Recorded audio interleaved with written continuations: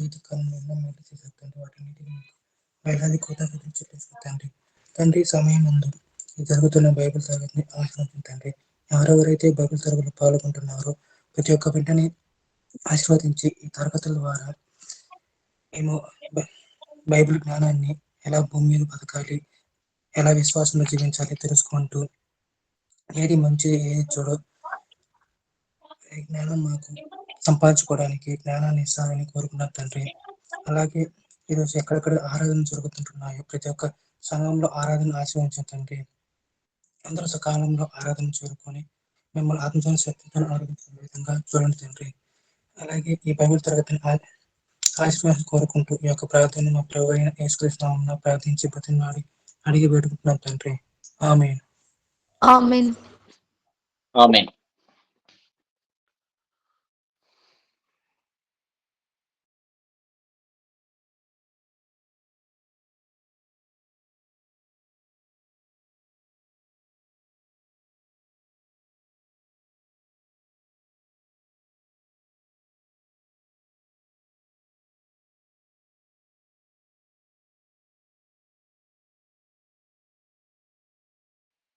కొండయ్య గారు ఒక సాంగ్ పాడతారా?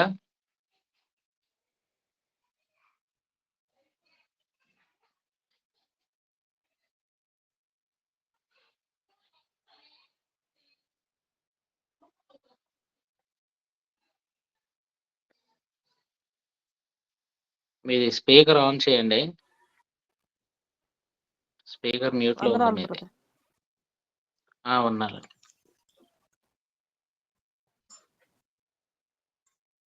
నిర్మల గారు మీరు జాయిన్ అయ్యారా?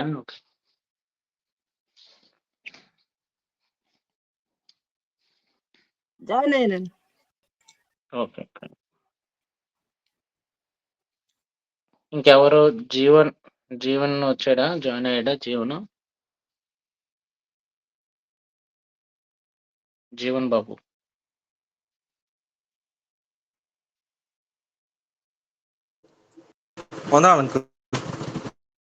ఓకే.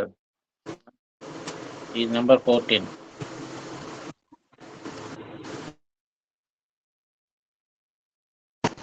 గ్రూప్ లో ఉన్న వాళ్ళు ఎవరైనా ఒక సాంగ్ పాడతారా?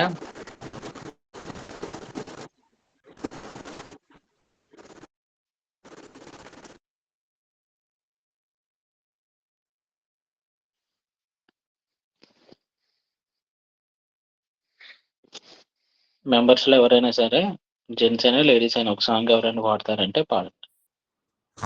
నేను పాడతాను బాబా. పాడమ్మా. కీర్తనల పుస్తకం నుంచి 203వ కీర్తన పాడుకుందాం. ఎనలేని స్తుతులతో ఆరాధింతుము ప్రభువా, ఎనలేని స్తుతులతో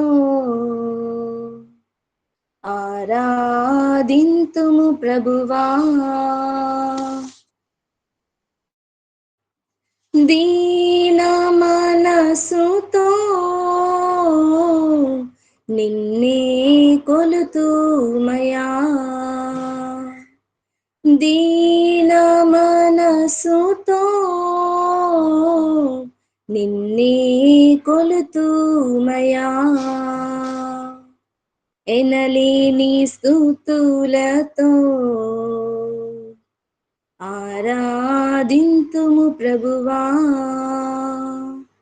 నీ నామగానం మాకెంతో మధురం, నీ దివ్య వాక్యం మాకెంతో ధన్యం, నీ నామగానం మాకెంతో మధురం, నీ దివ్య వాక్యం మాకెంతో ధన్యం, నీ కార్యములే బహు ఆశ్చర్యములు, నీ కార్యములే బహు ఆశ్చర్యములు, నీ దీవెనలే వెలలేని గనులు, నీ దీవెనలే వెలలేని గనులు, దీన మనసుతో నిన్నే కొలుతుమయా దీన మనసుతో నిన్నే కొలుతుమయా దుర్మార్గులందరినీ విడిపించును సన్మార్గమందు నా నడిపించును దుర్మార్గులందరినీ విడిపించును సన్మార్గమందు నా నడిపించును దరిచేరి నమ్మిన దీనులందరినీ దరిచేరి నమ్మిన దీనులందరినీ తన ఆత్మ ద్వారా నడిపించును తన ఆత్మ ద్వారా నడిపించును దీన మనసుతో నిన్నే కొలుతుమయా దీన మనసుతో నిన్నే కొలుతుమయా. అందరికీ వందనాలు. ఉన్నారమ్మా చక్కని పాట పాడినందుకు. వందనాలు బాబా. కొంతమంది మన లింక్ ఛానల్లో ఎప్పుడు పెట్టేసి ఉంటది. ఎవరైనా సరే ఆ ఛానల్ సబ్స్క్రైబ్ చేసుకుంటే అందులో ఓపెన్ చేస్తే అందులో లింక్ ఉంటుంది.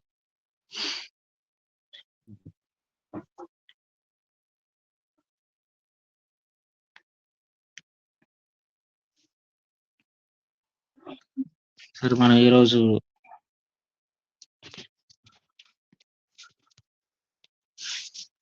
మరికొన్ని విషయాలు మనం తెలుసుకుందాం. గత 2 వారాలుగా దేవుణ్ణి ఎందుకు నమ్ముకోవాలి అనేటువంటి ప్రాథమిక విషయాన్ని మనం తెలుసుకున్నాం. అలాగే దేవుణ్ణి యొక్క గుణ లక్షణాలు ఏంటి, ఆ లక్షణాల వల్ల ఆ దేవుణ్ణి ఎలా మనం ఐడెంటిఫై చేస్తాము అనే విషయాన్ని మనం తెలుసుకున్నాం. ఆయన గురించి బైబిల్‌లో ఏం రాయబడి ఉందో, ఆయన యెహోవా అనే గురించి మనం తెలుసుకున్నాం. ఈరోజు మరికొన్ని విషయాలు మనం తెలుసుకోబోతున్నాం. ఈరోజు మనకి క్లాస్ చెప్పడానికి నెల్లూరులోని పరిచర్య చేస్తున్నటువంటి కిసాన్ నగరు, అలాగే జగనన్న కాలనీ ఆ ప్రాంతాల్లో దేవుని సేవ చేస్తున్నటువంటి సహోదరులు ఇమ్మానుయేల్ గారు ఉన్నారు. ఆయన ఈరోజు మనకి మరికొన్ని విషయాలు, ప్రాథమిక పాఠాలని తెలియజేస్తారు. అందరూ ఆసక్తిగా ఆయన చెప్పేటువంటి పాఠాలు జాగ్రత్తగా గమనించండి. డౌట్స్ ఏమైనా ఉంటే రాసుకోండి. లాస్ట్‌లో ఆయన లెసన్ తర్వాత మీ డౌట్స్‌ని అడిగితే ఆయన క్లారిఫై చేస్తారు. ఈ విషయాన్ని అందరూ గుర్తించండి. గుర్తించి దాని ప్రకారం పాఠాలు జాగ్రత్తగా, శ్రద్ధగా నేర్చుకోవాలని కోరుతున్నాను. సహోదరులు ఇమ్మానుయేల్ గారికి సమయాన్ని అప్పచెప్తున్నాను. నేను కొంచెం ట్రావెలింగ్‌లో ఉన్నాను. అందుకని ఈరోజు సహోదరులు ఇమ్మానుయేల్ గారే క్లాస్ చెప్తారు. ఒకవేళ నేను అందుబాటులో లేకపోతే బ్రదర్ మీరే క్లోజింగ్ ప్రేయర్ కూడా చేసేయండి. ఎవరైనా అడిషనల్‌గా జాయిన్ అయితే వాళ్ళు నా నంబర్ ఉన్నది. నా నంబర్‌కి మీ అటెండెన్స్ అనేది పంపించండి. ఓకే. ఎవరైనా అడిషనల్‌గా జాయిన్ అయితే వాళ్ళు నాకు పంపించండి. సహోదరులు ఇమ్మానుయేల్ గారికి సమయాన్ని అప్పచెప్తున్నాను. ప్రభువైన యేసు నామములో మరి దేవుని యొక్క వాక్యాన్ని నేర్చుకోవడానికి సిద్ధపడి మీ సమయాన్ని, మీ శక్తిని ఖర్చు పెడుతున్నటువంటి ప్రతి ఒక్కరికి కూడా వందనాలు చెల్లిస్తున్నాను. మరి మీ ప్రయాస చాలా గొప్పది. మీరు దేవుని వాక్యాన్ని నేర్చుకోవడానికి మీరు తీసుకున్నటువంటి ఆసక్తిని బట్టి మిమ్మల్ని అందరినీ కూడా నేను అభినందిస్తూ ఉన్నాను. మీరు నేర్చుకుంటున్నది ఏమిటంటే ఒక జీవితం, ఒక సంస్కృతి, ఒక సాంప్రదాయం. లోకంలో ఎక్కడా లేనటువంటి గొప్ప సంస్కృతిని దేవుడు క్రైస్తవులుగా మనందరికి కూడా అందించున్నాడు. అయితే ఆ సంస్కృతి గురించి పూర్తిగా అధ్యయనం చేసినటువంటి వాళ్ళు లేకపోయినప్పటికీ ఆ సంస్కృతి గురించి నేర్చుకోవడం, ఈ అవకాశం చాలా అరుదుగా కొంతమందికే దేవుడు అనుమతిస్తాడు. ఎందుకంటే చాలామంది దగ్గర నేర్చుకునేంత సమయం ఉండదు. చాలా బిజీగా ఉంటారు. కొంతమంది దగ్గర సమయం ఉన్న ఆరోగ్యాలు సరిగా ఉండవు. కాబట్టి అందరికీ కూడా ఇది దక్కే అవకాశం అని నేను అనుకోను.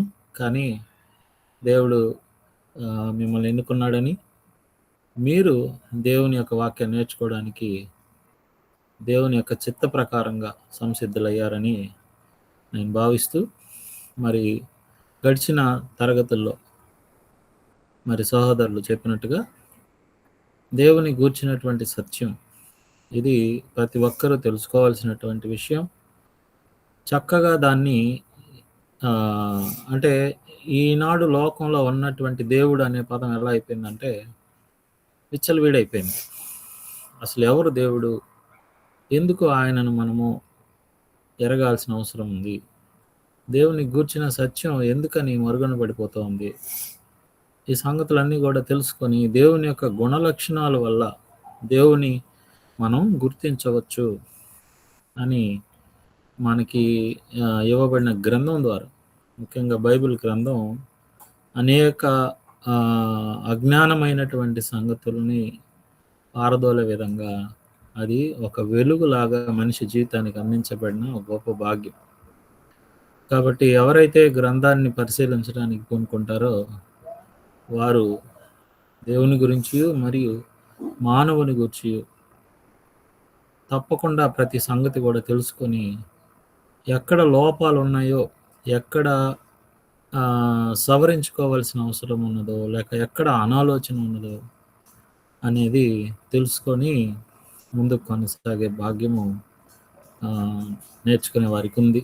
కాబట్టి మీరు ప్రతి విషయాన్ని కూడా చక్కగా నేర్చుకొని రాసుకొని ఈ కోర్సుని సంపూర్తి చేసి ఒక చక్కని దేవుని వాక్యాన్ని నేర్చుకున్న వారే కాకుండా నేర్పించగలిగినటువంటి ఒక సామర్థ్యము దేవుడు మీకు అందరికీ ప్రసాదించాలని, అలాగే ఈ కోర్సుని ప్రారంభించి కొనసాగిస్తున్నటువంటి సహోదరుల్ని మరి బ్రదర్గా సురేష్ గారిని నిజంగా ఇలాంటి ఒక కార్యక్రమాన్ని పెట్టి ఈ విధంగా మిమ్మల్ని ప్రోత్సహించినటువంటి మరి బ్రదర్ గారికి ప్రత్యేకంగా వందనాలు చెల్లిస్తూ ఉన్నాను. ఆ స్థానిక సంఘానికి వందనాలు చెల్లిస్తూ ఉన్నాను.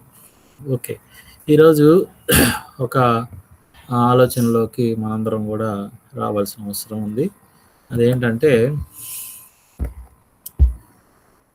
పరిశుద్ధ గ్రంథము మరియు దానికి ఉన్నటువంటి ఆధారాలు ఏంటి అని. అంటే మీరు గడిచిన తరగతిలో దేవునికి సంబంధించిన వాస్తవాలు ఏంటి అనేది మీరు తెలుసుకున్నారు. అయితే ఈరోజు పరిశుద్ధ గ్రంథానికి అసలు దాన్ని మనం నమ్మడానికి గల ఆధారాలు ఏమున్నాయి అని మనం ఆలోచన చేయొచ్చు. దానికి కొన్ని సమాధానాలు మనకి దేవుని యొక్క గ్రంథం ఇస్తుంది. అలాగే మనం సాధారణంగా ఎవిడెన్స్ కోసం మనం కనుక వెతికితే ఏదైనా ఆధారం దొరికిందా బైబిల్లో చెప్పబడిన వాటికి అని మనం పరిశీలిస్తే ఖచ్చితంగా ఎక్కడో ఒక దగ్గర ఈ ఆధారాలు ఖచ్చితంగా మనకి బయటపడతాయి. ఎందుకంటే బైబిల్ చరిత్ర చాలా పెద్దది. సృష్టి ఆరంభం నుంచి చాలా సంఘటనలు ఈ భూమి మీద జరిగాయి. కాబట్టి ఈ భూమి మీద జరిగినాయి కాబట్టి ఖచ్చితంగా జరిగినటువంటి సంఘటనల ఆధారంగాను దేవుని యొక్క గ్రంథం అవును ఇది వాస్తవమైంది, ఇది సత్యమైంది అని తెలుసుకునేటువంటి ఒక అవకాశం ఉంది. రెండోది సైన్స్కి సంబంధించిన కొన్ని అంశాలు. ఈరోజు నాస్తికవాదులు అనేవాళ్ళు ఉన్నారు. అంటే దేవుడు లేడండి, అంతా సైన్సేనండి, సైన్సే మనకి ఆధారం అని భావించి దేవుని నమ్మకుండా, దేవుని నమ్మితే ఎక్కడ ఒక నియమ నిబంధనలోకి వెళ్ళాల్సి వస్తుందేమో, తమ జీవితాన్ని ఎక్కడైనా బానిసత్వం లాగా పెట్టేసి దానికి లోబడాల్సి వస్తుందేమో అనేటువంటి ఒక తీవ్రమైన ఒక అనాలోచనలోకి వెళ్ళిపోయి మనుషులు దేవుడు లేడండి అనేటువంటి ఒక నిర్ధారణకి వచ్చేస్తున్నారు. కాబట్టి అలాంటి వాళ్ళందరికీ కూడా ఒక దీటైనటువంటి సమాధానంగా ఈ అంశాలు మనం చూపించవచ్చు అన్నమాట.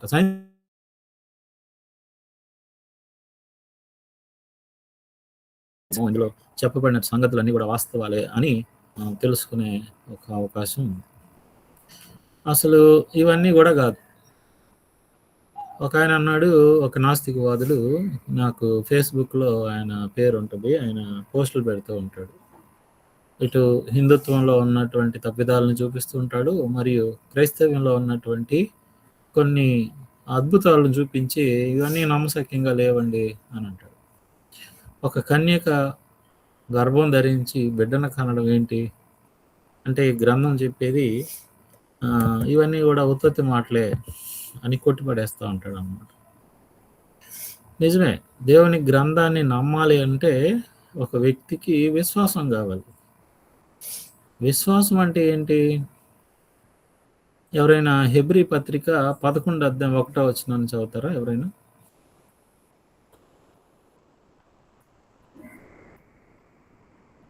విశ్వాసం అనున్నది నిరీక్షింపబడి వాటి యొక్క నిజ స్వరూపమును అదృశ్యమైనవి ఎన్నువంటకు రుజువునై ఉన్నది. చాలు. సో విశ్వాసం అనే దానికి ఇక్కడ 2 నిర్వచనాలు మనకి ఇవ్వబడ్డాయి. ఒకటేంటంటే అదృశ్యమైనవి ఉన్నాయి అనడానికి ఒక రుజువు.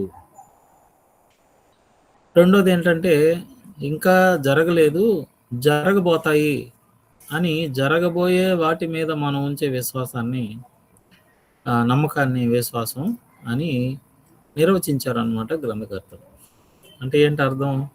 నీ కంటికి కనపడదు కానీ ఉందని నమ్మాలి, ఇంకా జరగలేదు కానీ జరుగుతుందని నమ్మాలి. ఇదేదో మానవులకి ఇవ్వబడిన పెద్ద టాస్క్ ఇది. కాబట్టి అదృశ్యమైనవి ఉన్నాయని ఎవరు నమ్ముతారు? ఇంకా జరగని వాటిని ఎవరు నమ్ముతారు? మేము నమ్మం, మాకు ఆధారాలు చూపిస్తేనే మేము నమ్ముతాం అనేవాళ్ళు ఉన్నారు. కానీ వాళ్ళందరికీ ఒక సూటి ప్రశ్న ఏంటంటే, మన రోజువారీ జీవితంలో ఈ 2 ఉన్నాయా? మనం నమ్ముతున్నామా? మన కంటికి కనబడని వాటిని మనం ఏమన్నా నమ్ముతూ ఉన్నామా? లేక జరగని వాటిని జరుగుతాయని ఏమన్నా నమ్ముతున్నామా అని ప్రశ్న కనుక వేసుకుంటే, ఎందుకు లేవు అనుదిన జీవితంలో? మీ కంటికి కనబడని గాలి ఉందని మనం నమ్ముతున్నాం, కంటికి కనబడని కరెంట్ ఉందని నమ్ముతున్నాం, కంటికి కనబడనటువంటి భూమి గురుత్వాకర్షణ శక్తి ఉంది, భూమికి ఆకర్షణ శక్తి ఉందని నమ్ముతున్నాం. మరి కంటికి కనపడలేదు కదా ఇవి. గడిచిన 2-3 సంవత్సరాల క్రితం వచ్చిన కరోనా కూడా కంటికి కనపడలేదు, కానీ కరోనా వస్తుంది అని, కరోనా మన ముక్కులోకి వెళ్ళిపోద్దని, మన చెవుల్లోకి వెళ్ళిపోద్దని ముసుగులు వేసుకొని తిరిగాం కదా. అంటే అదృశ్యమైనవి ఉన్నాయనడానికి ఇది మన కొత్త సబ్జెక్ట్ ఏమి కాదు. మన అనుదిన జీవితంలో కొన్ని విషయాలు మన కంటికి కనపడవు, కానీ వాటిని ఉన్నాయని మనం నమ్ముతున్నాం. అలాగే రెండో విషయం, ఇంకా జరగలేదు, జరుగుతుందని మనం నమ్మకం ఉంచాలి. ఇది చాలా కష్టమైన విషయం అండి అని ఎవరైనా అంటే, ఈరోజు తరగతి జరుగుతుంది అని చాలా రోజుల క్రితమే మీకు అనౌన్స్మెంట్ వచ్చి ఉంటుంది కదా. మరి గ్యారంటీ ఏంటి? కరెక్ట్గా ఈ రోజుకి ఇలాగా అందరం సమకూడి ఈ క్లాస్ జరుగుతుంది అనడానికి గ్యారంటీ ఏముంది? గ్యారంటీ ఏం లేదు, జస్ట్ నమ్మకం. మీరు కూడా మాట్లాడుతూ ఉంటారు ఏమండి, నేను రేపు వస్తాను, రేపు ఉదయాన్నే కలుస్తాను. రేపు ఉదయం కలుస్తా ఉండడానికి నమ్మకం ఏముందండి? నమ్మకం లేదు, గ్యారంటీ లేదు. కానీ దేన్ని బట్టి మాట్లాడుతున్నాం?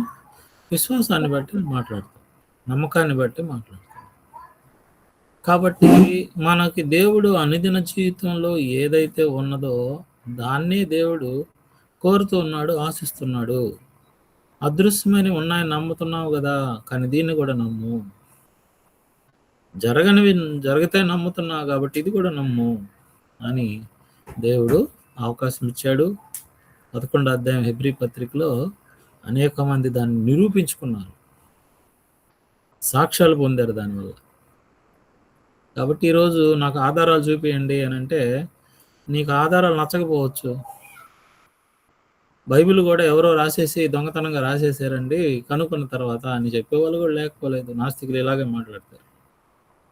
కాబట్టి నమ్మని వాడిని మనం వదిలేద్దాం. నమ్మకంగా ఎవరైతే దేవుని దగ్గర నేర్చుకోవడానికి ఇష్టపడతారో వాళ్ళు దేవుని యొక్క కార్యక్రమాలను చూడగలుగుతారు. దేవుని యొక్క రాజ్యంలో ఉన్నటువంటి ఔన్నత్యాన్ని వారు పొందగలుగుతారు. ఆ సంస్కృతిని సొంతం చేసుకోగలుగుతారు. నిజమే కదా. మీకు ఎవరైనా డాక్టరు ఇదిగోండి ఈ టాబ్లెట్ వేసుకోండి మీకు బాగైపోద్దంటే ఎంతమంది ఆ టాబ్లెట్ పనిచేస్తుందో లేదో అని పరీక్షకి పంపించి, ల్యాబ్కి పంపించి, పరీక్షలు నిర్వహించి, ఆ తర్వాత ఇది పనిచేస్తుంది, దానికి తగ్గ గుణాలు ఇందులో ఉన్నాయని నిర్ధారించుకొని ఎంతమంది టాబ్లెట్ వేసుకుంటున్నారు? లేదు కదా. కాబట్టి అనుదిన జీవితంలో మనం ఏదైతే విశ్వాసం ఉంచుతున్నామో దాన్ని దేవుని గ్రంథం మన జీవితాల్లో కోరుతుంది అనమాట. కాబట్టి అది ఏకైక విషయం ఏంటంటే విశ్వాసం. కాబట్టి ఎంతమంది దేవుని యొక్క గ్రంథం నిజమని, వాస్తవమని నమ్ముతారు అనేదే ఇక్కడ ప్రశ్న. కానీ అయినప్పటికీ కొన్ని ఎవిడెన్స్ని మనం ఈరోజు దేవుని గ్రంథం ద్వారా చూస్తాం. మీరు చదివిన వాళ్ళు మళ్ళీ నేను చెప్పిన వచనాన్ని చదవకండి, వరుసగా చదవ. ఒక నిమిషం. విశ్వాసం అనేది బ్రదర్ అదేనా? లేదండి, నేను మళ్ళీ ఏదైనా వచనం చెప్పానంటే చదివిన వాళ్ళే చదవద్దు. వరుస పెట్టి వరుసగా ఈ తరగతిలో విద్యార్థులు ఉన్న వాళ్ళందరూ కూడా ఒక్కొక్కరు చదవని వాళ్ళందరూ కూడా చదవండి. కాబట్టి ఒకరు చదువుతారులే కాబట్టి మనం గమ్ముగైపోదాం అనుకోవద్దు. గ్రంథాన్ని చదవడం ద్వారా మనం ఏది ఎక్కడుందో, ఏ వచనం ఎక్కడుందో ఈ యొక్క మెలకువలు మనకి అలవాటు పడతాం.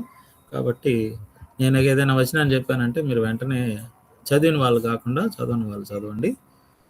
సిస్టర్ గారు చదివేశారు కాబట్టి నెక్స్ట్ ఎవరైనా ఇప్పుడు నేను చెప్పబోయే ఒక వచనాన్ని చదవండి. ఆదికాండము 9వ అధ్యాయం 4వ వచనం. ఆదికాండము 9వ అధ్యాయము 4వ వచనం.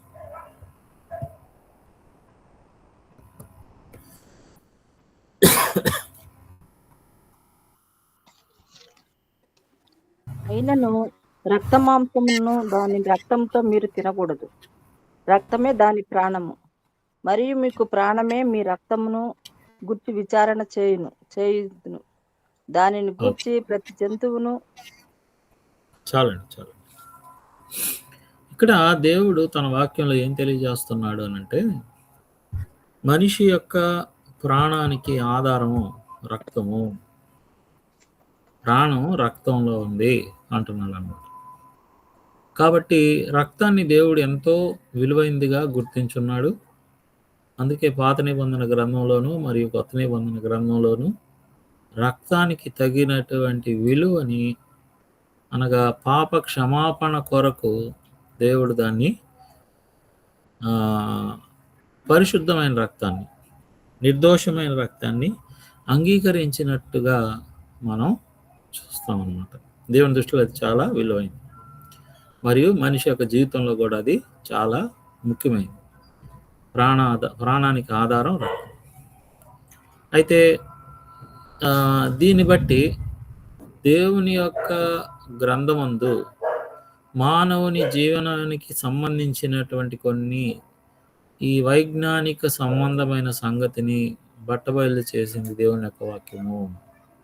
ఈరోజు కూడా ప్రతి మానవుడు ఒప్పుకొని తీరాల్సిన విషయం ఏంటంటే రక్తం అనేది ప్రాణాధారము అని. ఈ విషయం గ్రంథం ఎప్పుడో కొన్ని వేల సంవత్సరాల క్రితమే తెలియజేసేసింది. ఓకే, ఇదంతా కూడా మనం వైజ్ఞానిక శాస్త్రానికి సంబంధించిన ఆధారాలు ఏంటి అనేది చూస్తున్నాం. రెండవ సంగతి యోబు గ్రంథము 26వ అధ్యాయం 7వ వచనం. యోబు గ్రంథము 26వ అధ్యాయము 7వ వచనం.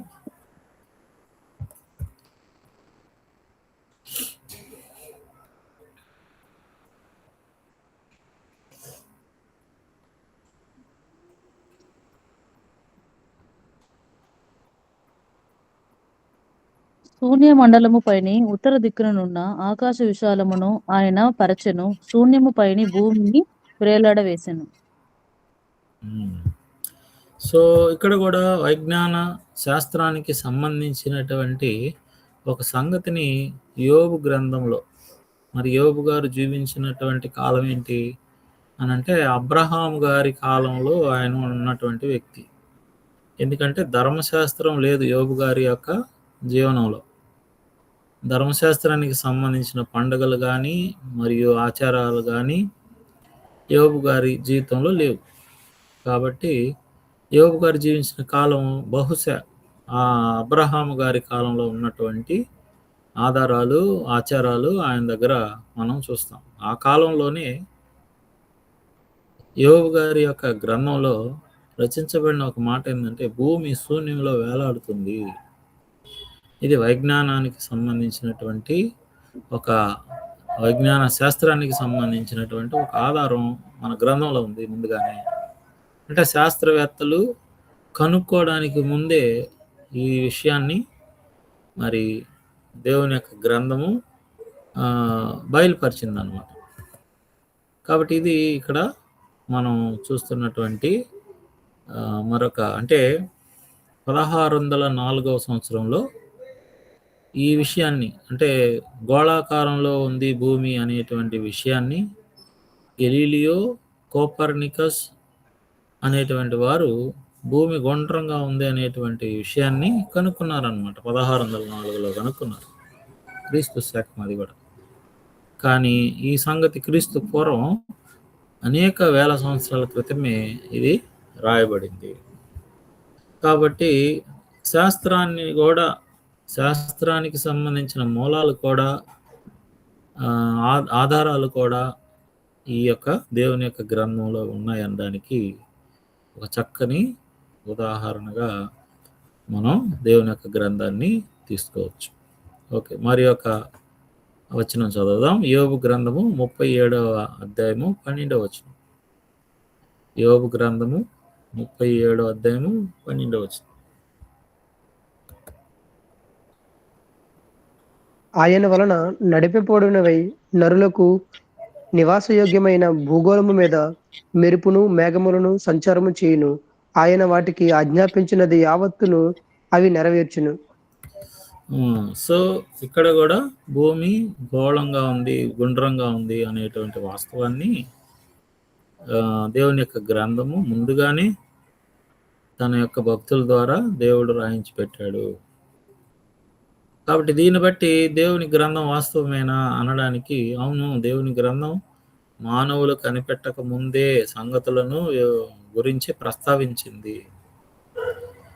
కాబట్టి ఈ విషయాన్ని మనందరం కూడా అంటే ఎవరైనా ఎవిడెన్స్ కావాలనుకుంటే ఇవి ఉపయోగపడతాయి. నాకు ఎవిడెన్స్తో సంబంధం లేదండి, నేను విశ్వాసంతో దేవుని వాక్యాన్ని అంగీకరిస్తాను అనే వాళ్ళకి ఇవన్నీ కూడా అవసరం లేదు. దేవుడు చిట్ట చివరికి చూసేది విశ్వాసమే. ఎంత విశ్వాసంతో మనం దేవుని యొక్క విషయాల్ని గ్రహించగలుగుతున్నాం అనేది దేవుడు చిట్ట చివరికి మనలో చూసేటువంటి సంగతి. కాబట్టి ఇక్కడ కూడా ఏముంది, భూమి గుండ్రంగా ఉంది, భూగోళము అనే పదాన్ని వాడారు. కాబట్టి ఆల్రెడీ సైన్స్ వైజ్ఞాన శాస్త్రం దీన్ని కనుక్కుంది అని వాళ్ళు ఏదో కొత్తగా కనుక్కున్నట్టుగా వాళ్ళు ఉబ్బి తబ్బిబ్బైపోతూ ఉంటారు. కానీ ఈ విషయాలు ఆల్రెడీ యోగ గ్రంథంలో ఉన్నాయి.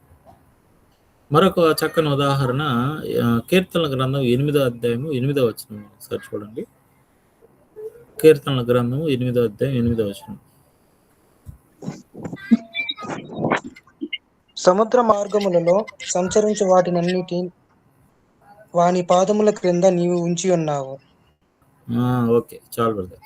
ఇక్కడ ఇంకో విషయాన్ని మనం చూస్తున్నాం. సముద్రంలో మార్గాలు,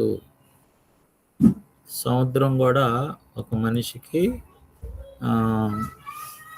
సముద్రంలో దారులు ఉన్నాయి, మార్గాలు ఉన్నాయి అనే విషయాన్ని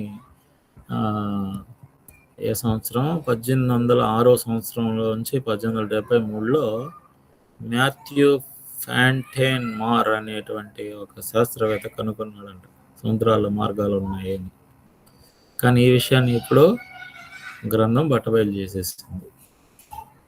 కాబట్టి ఇవన్నీ కూడా దేవుని యొక్క గ్రంథము వాస్తవము, గ్రంథం చెప్పే సంగతులు వాస్తవము అని చెప్పడానికి ఒక వైజ్ఞానిక శాస్త్రంకి తగ్గట్టుగా ఆలోచన చేస్తే మేము కనుక్కున్నాం అనడానికి ముందే దేవుని గ్రంథం ఇదిగో ఇది వాస్తవం అని చూపించింది. కాబట్టి దేవుని గ్రంథాన్ని మనం పరిశుద్ధ గ్రంథాన్ని మనం నమ్మవచ్చు. ఓకే, ఇంకెవరైనా కానీ ఈ గ్రంథం వాస్తవమేనా కాదా అనేటువంటి కోణంలో ఎవరైనా ఆలోచన చేయగలిగితే అలాంటి వారికి కొన్ని ప్రవచనం అంటే ఏందో చెప్తారు ఎవరైనా? ప్రవచనం అంటే జరగబోయేదాన్ని చెప్పడం. మానవులకు జరగబోయే సంగతులను దేవుని తరపున వివరించడమే ప్రవచనం అన్నమాట. దేవుని పక్షంగా నిలబడి దేవుడు సూచించేటువంటి కార్యాలని, అంటే భవిష్యత్తులో జరగబోయే వాటిని వివరించి చెప్పేవాడు ప్రవక్త అవుతాడు. కాబట్టి కొన్ని ప్రవచనాలని కనుక మనం పరిగణలోకి తీసుకుంటే అవి కొన్ని వందల సంవత్సరాల తర్వాత నెరవేరున్నాయి. దీన్ని బట్టి కూడా అవును, దేవుని యొక్క గ్రంథం వాస్తవమే అని ఖచ్చితంగా ఒప్పుకొని తీరాలన్నమాట. ఒకవేళ ఎవరైనా ఎవిడెన్స్ కావాలి నాకు అని ఎదురు చూసే వాళ్ళు ఉంటే వాళ్ళకే ఉపయోగపడతాయి ఎక్కువగా. చాలామంది మనతో వాదించే వాళ్ళు ఉంటారు. రేపు మీరు బైబిల్ విద్యార్థులుగా తరఫీదు పొంది మరి ఎవరికైనా వివరించడానికి సిద్ధపడితే వాళ్ళు ఎప్పుడైనా ఏదైనా ఇలాంటి డౌట్లు అడిగినప్పుడు మీరు చెప్పేదానికి ఉపయోగపడతాయి తప్ప చివరికి విశ్వాసం దగ్గరికి రావాల్సిందే ప్రతి ఒక్కరు కూడా.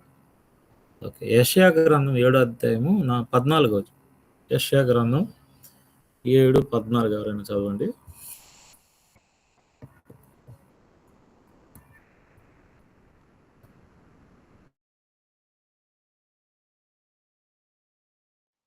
కాబట్టి ప్రభువు తానే ఒక సూచన మీకు చూపును.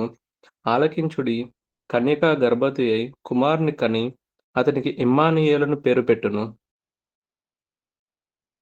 ఓకే, సో ఇక్కడ దాదాపుగా క్రీస్తు పూర్వం 700 సంవత్సరాలకు ముందు ప్రవచించబడిన ప్రవచనం అన్నమాట ఇది. ఏంటది? కన్యక గర్భవతి అయి కుమారుని కనును, అంటే మగబిడ్డకి జన్మనిస్తుంది అని. ఈ విషయం 700 సంవత్సరాల తర్వాత నెరవేరింది.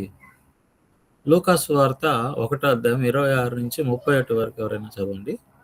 లూకాసు వార్త 1వ అధ్యాయం 26 నుంచి 31 వరకు.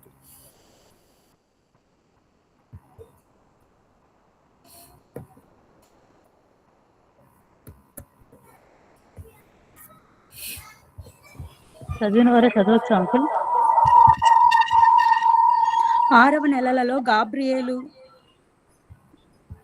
గాబ్రియేలును దేవదూత గలిలయలోని నజరేతును ఊరిలో దావీదు వంశస్థుడైన యోసేపు అను ఒక పురుషునికి ప్రదానం చేయబడిన కన్యక యొద్దకు దేవుని చేత పంపబడెను. ఆ కన్యక పేరు మరియ. ఆ దూత లోపలికి వచ్చి ఆమెను చూచి, దయాప్రాప్తులారా, నీకు శుభము, ప్రభువు నీకు తోడై ఉన్నాడని చెప్పెను. ఆమె ఆ మాటకు బహుగా తొందరపడి ఈ శుభవచనమేమిటో అని ఆలోచించుకొనుచుండగా దూత, మరియా, భయపడకుము, దేవుని వలన నీవు కృప పొందితివి. ఇదిగో, నీవు గర్భము ధరించి కుమారుని కని ఆయనకు యేసు అని పేరు పెట్టుదు. ఆయన గొప్పవాడై సర్వోన్నతుని కుమారుడు అనబడును. ప్రభు అయిన దేవుడు ఆయన తండ్రి అయిన దావీదు సింహాసనమును ఆయనకిచ్చును. ఆయన యాకోబు వంశస్థులను యుగయుగములను ఏలును. ఆయన రాజ్యము అంతం లేనిదై ఉండునని ఆమెతో చెప్పెను.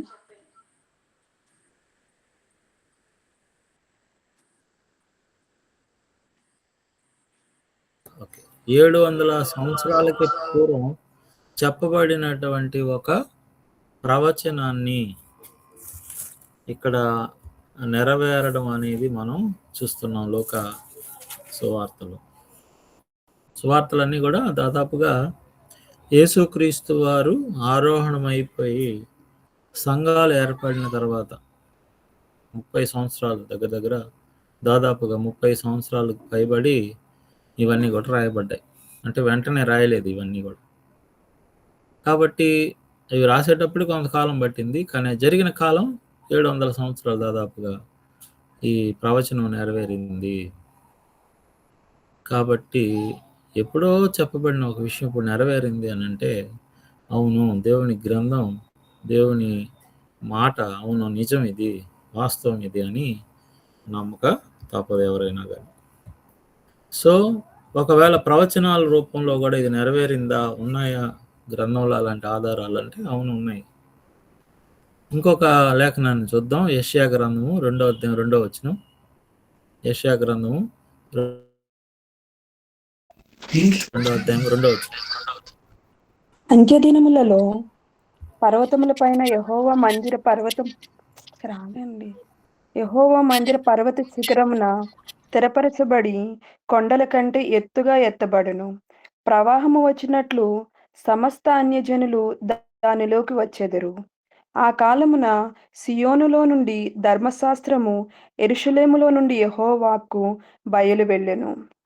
జనములు గుంపులు గుంపులుగా వచ్చి యాకోబు దేవుని మందిరమునకు, యెహోవా పర్వతమునకు మనము వెళ్ళుదుము రండి. ఆయన తన మార్గముల విషయమై మనకు బోధించును. మనము ఆయన త్రోవలలో నడుచుదుము అని చెప్పుకుందురు. ఆయన ఓకే. మధ్యవర్తి. చూడండి. ఇక్కడ ఒక గొప్ప సంగతిని యెషయా గారు ముందేగా పసిగట్టి పరిశుద్ధాత్మ సహాయంతో రాశాడనమాట. ఏంటి అసలు ఈ పర్వతం? పరిశుద్ధ పర్వతం అంటే దేనికి సూచనగా ఉంది? ఏం జరగబోతుంది? ప్రవాహం వచ్చినట్లు జనులు అందులో వస్తారు అని చెప్పడం వెనక ఉన్నటువంటి అర్థం ఏంటి? పరమార్థం ఏంటి? బహుశా ఆ కాలంలో చదివిన వాళ్ళకి బహుశా ఇది అర్థమై ఉండకపోవచ్చు గానీ, రానున్నటువంటి కాలంలో దేవుడు ఒక సంఘము అనేటువంటి వ్యవస్థని ఏర్పాటు చేయబోతున్నాడు. ఆ సంఘమే, క్రీస్తు సంఘమే ఈ యొక్క పర్వతము అనే విషయాన్ని మనం అపోస్తల కార్యాల్లో సంఘం ఏర్పడిన తర్వాత ఈ సంగతులు మనం చూస్తాం అన్నమాట. కాబట్టి ఇది నెరవేరింది. ఏం నెరవేరింది? ప్రవచనం నెరవేరింది. సంఘం అనేది ఏర్పడుతుంది అని చెప్పబడినటువంటి ఈ యొక్క ప్రవచనం 700 సంవత్సరాల తర్వాత నెరవేరింది. అపోస్తల కార్యాలు 2వ అధ్యాయము 36 నుంచి 42 వరకు ఎవరైనా చదవండి. అపోస్తల కార్యములు 2వ అధ్యాయము 36 నుంచి 42 వరకు.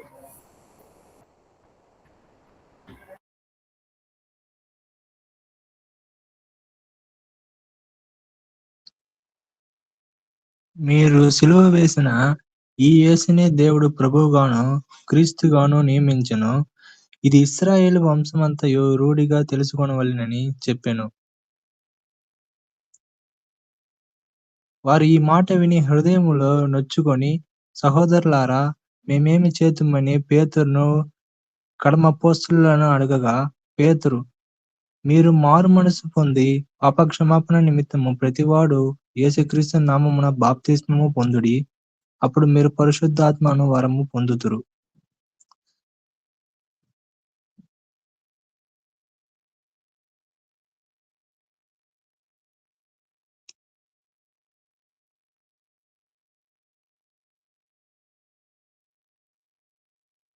అదే మీ వాయిస్ వినరాలేదు, మ్యూట్ లో ఉంది.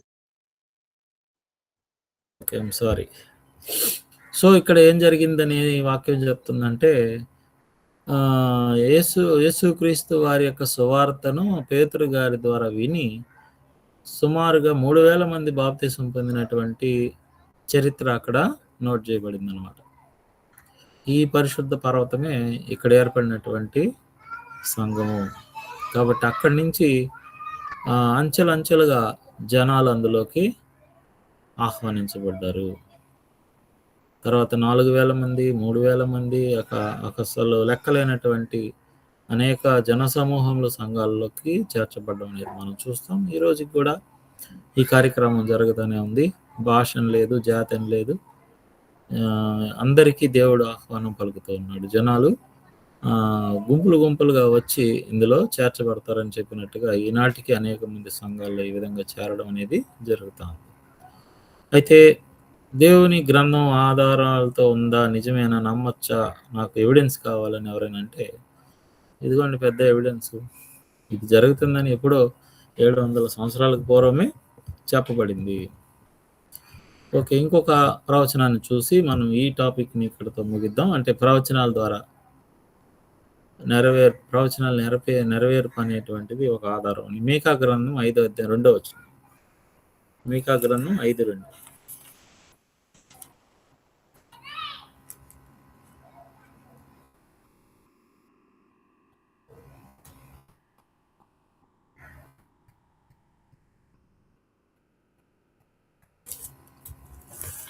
చదువుతున్నారా ఎవరైనా?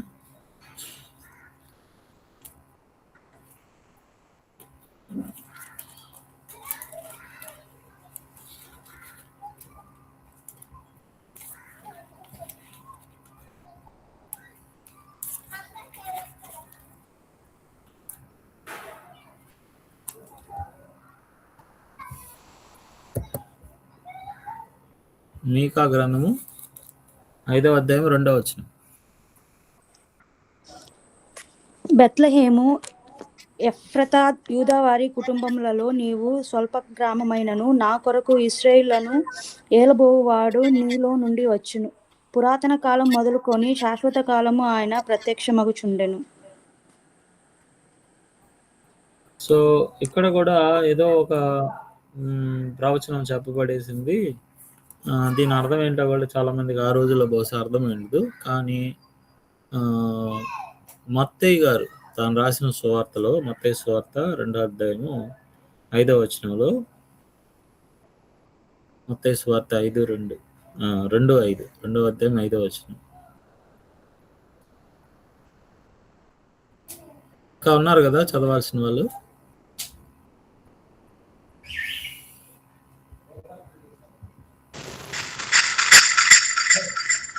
అందుకు వారి యూదాయు బెత్లెహేములోనే ఏలయనగా యూదాయ దేశపు బెత్లెహేము, నీవు యూదా ప్రధానులలో ఎంత మాత్రమును అల్పమైన దానవు కావు. ఇశ్రాయేలును నా ప్రజలను పరిపాలించు అధిపతి నీలో నుండి వచ్చును అని ప్రవక్త ద్వారా రాయబడి ఉన్నది అనిరి. కాబట్టి ఇది కూడా 700 సంవత్సరాలకు పూర్వము ప్రవచించబడిన ప్రవచనము.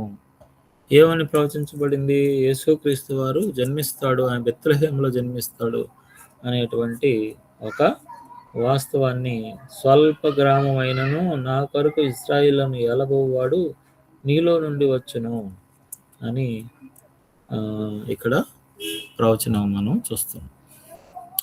కాబట్టి ప్రవచనాల ఆధారంగా అవును దేవుని వాక్యం చెప్పినట్టే జరిగింది అనడానికి ఇవే కాదు, చాలా ఉన్నాయి. ఎవరైనా కానీ ఎవిడెన్స్ కావాలి మాకు అని ఎదురు చూసే వాళ్ళు ఎవరైనా ఉంటే మత్తయి సువార్త ఒకటే చాలు. చాలా ఉన్నాయి మత్తయి సువార్తలో. మీరు వాక్యం చదివేటప్పుడు మధ్యలో కోట్ చేస్తుంటాయి అన్నమాట, అంటే సెంటర్ చేస్తుంటారు అనమాట టెక్స్ట్ అంతా కూడా. కాబట్టి అలాంటివన్నీ కూడా దేనికి సూచన అంటే ఇవి కోట్ చేయబడ్డాయి. పాత నిబంధన గ్రంథంలో ఉన్న సంగతులు ఇవి అని కోట్ చేయబడ్డాయి. కాబట్టి ఇవన్నీ కూడా ఆధారాలే దేవుని యొక్క వాక్యం అసలు అనడానికి. ఇప్పుడు దాకా మనం వైజ్ఞాన శాస్త్రానికి సంబంధించినటువంటి ఆధారాలు దేవుని గ్రంథంలో ఏమైనా ఉన్నాయా అనేది మనం చూసాం. రెండవది ప్రవచనాలు మరియు వాటి యొక్క నెరవేర్పు, అవును గ్రంథం చెప్పినట్టుగా జరిగాయి అనడానికి ఇదొక ఆధారం. తర్వాత మూడవ ఆధారం ఏంటంటే గ్రంథకర్తల యొక్క ఐక్యత అనేది మనం చూడాలన్నమాట. గ్రంథకర్తల యొక్క ఐక్యత అంటే దేవుని యొక్క గ్రంథమైన బైబిల్ని 40 మంది రచయితలు సుమారుగా 1600 సంవత్సరాల్లో ఈ యొక్క గ్రంథాన్ని రచించారు. 40 మంది 1600 సంవత్సరాలు సమయం పట్టింది దీన్ని పూర్తి చేయడానికి. కానీ ఇవన్నీ ఒకే కాలానికి చెందినటువంటివి కావు, లేక అందరూ కూడా రచయితలు అందరూ కూడా ఒకే దేశానికి చెందిన వాళ్ళు కాదు. అలాగే ఒకే భాష మొదటి నుంచి రాసినారు చివరి వరకు అంటే కాదు. అంటే భాష హద్దులు వేరే, దేశ హద్దులు వేరే, జ్ఞానం వేరే, కాలాలు అంతకంటే డిఫరెన్స్. కాబట్టి ఇక్కడ ఎలా దేవుని యొక్క గ్రంథం ఒక ఆధారం అని మనం చూడగలుగుతాము అని అంటే ప్రధానమైనటువంటి ఆధారము గ్రంథకర్తల యొక్క ఐక్యత అనేది మనం చూస్తాం. ఐక్యత అంటే ఏంటి అర్థం? ఆదికాండం నుంచి ప్రకటన గ్రంథం వరకు 40 మంది 1600 సంవత్సరాల కాలం పాటు రాస్తే వారందరూ రాసింది ఒకే దేవుని గురించే, మానవుల గురించే. దేవుని చరిత్రని వాళ్ళందరూ కూడా చాలా స్పష్టంగా చెప్పడం అనేది జరిగింది. ఇది కొంచెం విచిత్రమైనటువంటి సంగతి. ఏమో మధ్యలో వేరే వారి గురించి మాట్లాడి ఉండొచ్చు కదా, కానీ అలా చేయలేదు వాళ్ళు. కరెక్ట్గా దేవుని మీద ఆధారపడే దేవుడే కథానాయకుడిగా రాయబడినటువంటి స్టోరీస్ అన్నమాట ఇవన్నీ కూడా. స్టోరీస్ అనగానే ఇవి ఏదో మానవ కల్పితాలు అనుకునేరు. మానవ కల్పితాలు కాదు, జరిగినటువంటి వాస్తవమైనటువంటి స్టోరీస్ అన్నమాట. కాబట్టి దీన్ని బట్టి అవును, దేవుని యొక్క గ్రంథం దేవుని గురించి వివరించినటువంటి గ్రంథము అని, పరిశుద్ధ గ్రంథం అని నమ్మడానికి మనకి అవకాశాలు ఉన్నాయి. కాబట్టి ఇవన్నీ కూడా వైజ్ఞాన శాస్త్రానికి లేక మానవ జ్ఞానానికి మించినటువంటి ఆధారాలు ఇందులో కనిపిస్తాయి. కాబట్టి దేవుని యొక్క గ్రంథము అవును వాస్తవమని అనడానికి అవకాశం ఉంది. ఓకే, తర్వాత కొంతమంది చెప్తూ ఉంటారు ఇదంతా పురాణం అండి, మనుషులు ఏదో ఒక టైంపాస్ కూర్చొని రాసినటువంటి కథలండి ఇవి అనుకుంటారు. కాదు, ఇది మానవ కల్పితంతో రాయబడిన సంగతులు కావు. దేవుని యొక్క గ్రంథము భక్తులు పరిశుద్ధాత్మ పూర్ణులై భవిష్యత్తుకు సంబంధించిన అనేక సంగతులు దేవుని పక్షంగా పలికారు. కాబట్టి ఇవేదో సరదాగా రాసుకున్నారు అనడానికి అసలు ఆస్కారమే లేదు. ఎందుకంటే వాళ్ళు చెప్పిన ప్రాంతాలు ఉన్నాయి, వాళ్ళు ఏ ప్రాంతానికి సంబంధించి వాళ్ళు సంగతులు రాశారు, అవి ఇప్పటికీ సజీవంగా ఉన్నాయన్నమాట. అది కూడా పెద్ద ఆధారాలు. కాబట్టి చరిత్రకు సంబంధించినటువంటి కొంత ఆధారాన్ని మనం ఇప్పుడు దానియేలు గ్రంథము 2వ అధ్యాయంలో మనం గమనిస్తాం. ఇదొక పెద్ద ఎవిడెన్స్. దానియేలు గ్రంథంలో ఉన్న ఈ ప్రవచనం చాలా ఎందుకంటే జరిగిన కాలం తర్వాత వచ్చిన రాజ్యాలన్నీ కూడా దీనికి అనుకూలంగానే ఉన్నాయి తప్ప ప్రతికూలంగా లేవు. ప్రతిదీ కూడా అదే ఆలోచనతో ఇమిడి ఉన్నాయన్నమాట. కాబట్టి ఈ 2వ అధ్యాయంలో మనం చూస్తాం, రాజుకు ఒక కళ రావడం. ఆ కళలో ఎలా ఉండింది ప్రతిమ అంటే 32వ వచనం చెప్తుంది, ఆ ప్రతిమ యొక్క శిరస్సు మేలిమి బంగారమైనది, దాని రొమ్మును భుజములను వెండివియు, దాని ఉదరమును తొడలను ఇత్తడివియు, దాని మోకాలు ఇనుపవియు, దాని పాదములో ఒక భాగం ఇనుపదియు ఒక భాగము మంటిదినై ఉండెను. కాబట్టి మరియు చేతి సహాయం లేక తీయబడిన ఒక రాయి ఇనుమును మట్టియు కలిసిన ఆ ప్రతిమ యొక్క పాదముల మీద పడి దాని పాదములను తుత్తునీయులుగా విరగగొట్టినట్టు తమకు కనబడెను అని దానియేలు గారు రాజుకి ఆయనకు వచ్చిన కళను కూడా వివరించాడు అన్నమాట. మరి ఏంటి ఇక్కడ ఏం చెప్పడానికి దేవుడు అలాంటి కళని ఆ రాజుకి వచ్చేటట్టు చేశాడు? సో ఇది దీన్ని ఈరోజు మనం పరిశీలించడం ద్వారా అవును చరిత్రలో కూడా దేవుడు చెప్పినట్టు జరిగింది అనడానికి ఇక్కడ ఒక ఆస్కారం ఉంది. బంగారం అంటే అది ఈ రాజుకి సంబంధించింది అనమాట. 37వ వచనంలో చూడండి, రాజా, పరలోకమందున్న దేవుడు రాజ్యమును అధికారమును బలమును ఘనతయు తమరికి అనుగ్రహించి ఉన్నాడు. తమరు రాజులకు రాజై ఉన్నారు. ఆయన మనుషులు నివసించే ప్రతి స్థలమందును మనుషులనేమి భూజంతువులనేమి ఆకాశ పక్షులనేమి అన్నిటినీ ఆయన తమరి చేతికి అప్పగించి ఉన్నాడు. వారందరి మీద తమరికి ప్రభుత్వం అనుగ్రహించి ఉన్నాడు. తామే ఆ బంగారు శిరస్సు. చూడండి, ప్రవచనంలో ఏమొచ్చిందంటే నువ్వేనయ్యా బంగారమే, దేవుడు నిన్ను రాజులకు రాజుగా చేస్తున్నాడు అనగానే ఈ నెబుకద్నెజరుకి ఇంకా నిద్రపట్టలేదు, మునగ చెట్టు ఎక్కేసినాడు అంటాం కదా మనం సాధారణంగా. అలాగా ఇతను తాను హెచ్చించేసుకున్నాడు. ఎస్, దేవుడు నన్ను ఇట్లాంటి గొప్ప రాజుగా నన్ను నిలబెట్టేశాడు అని చెప్పి ఈయనేం చేస్తాడంటే, నన్ను బంగారు అన్నాడు కాబట్టి దేవుడు అని ఒక బంగారు ప్రతిమను చేసేసి ఆ ప్రతిమకి నేనే సమస్తం కాబట్టి నాకు మొక్కండి అని చెప్పి ఆజ్ఞ ఇవ్వడం అనేది జరుగుతుంది. దేవుడు హెచ్చించాడంటే దాని అర్థం హెచ్చులకు వెళ్ళిపోమని కాదు కదా. కానీ ఈ రాజు అలాగ తను హెచ్చించుకున్నాడు, కానీ చాలామందిని హింసించడానికి పూనుకున్నాడు. కానీ దేవుడు ఎవరో వాస్తవాలు తెలుసుకునేదానికి రాజుకి దేవుడు అవకాశం ఇచ్చాడు. కాబట్టి బంగారు ఎవరు అంటే బబులోను సామ్రాజ్యం.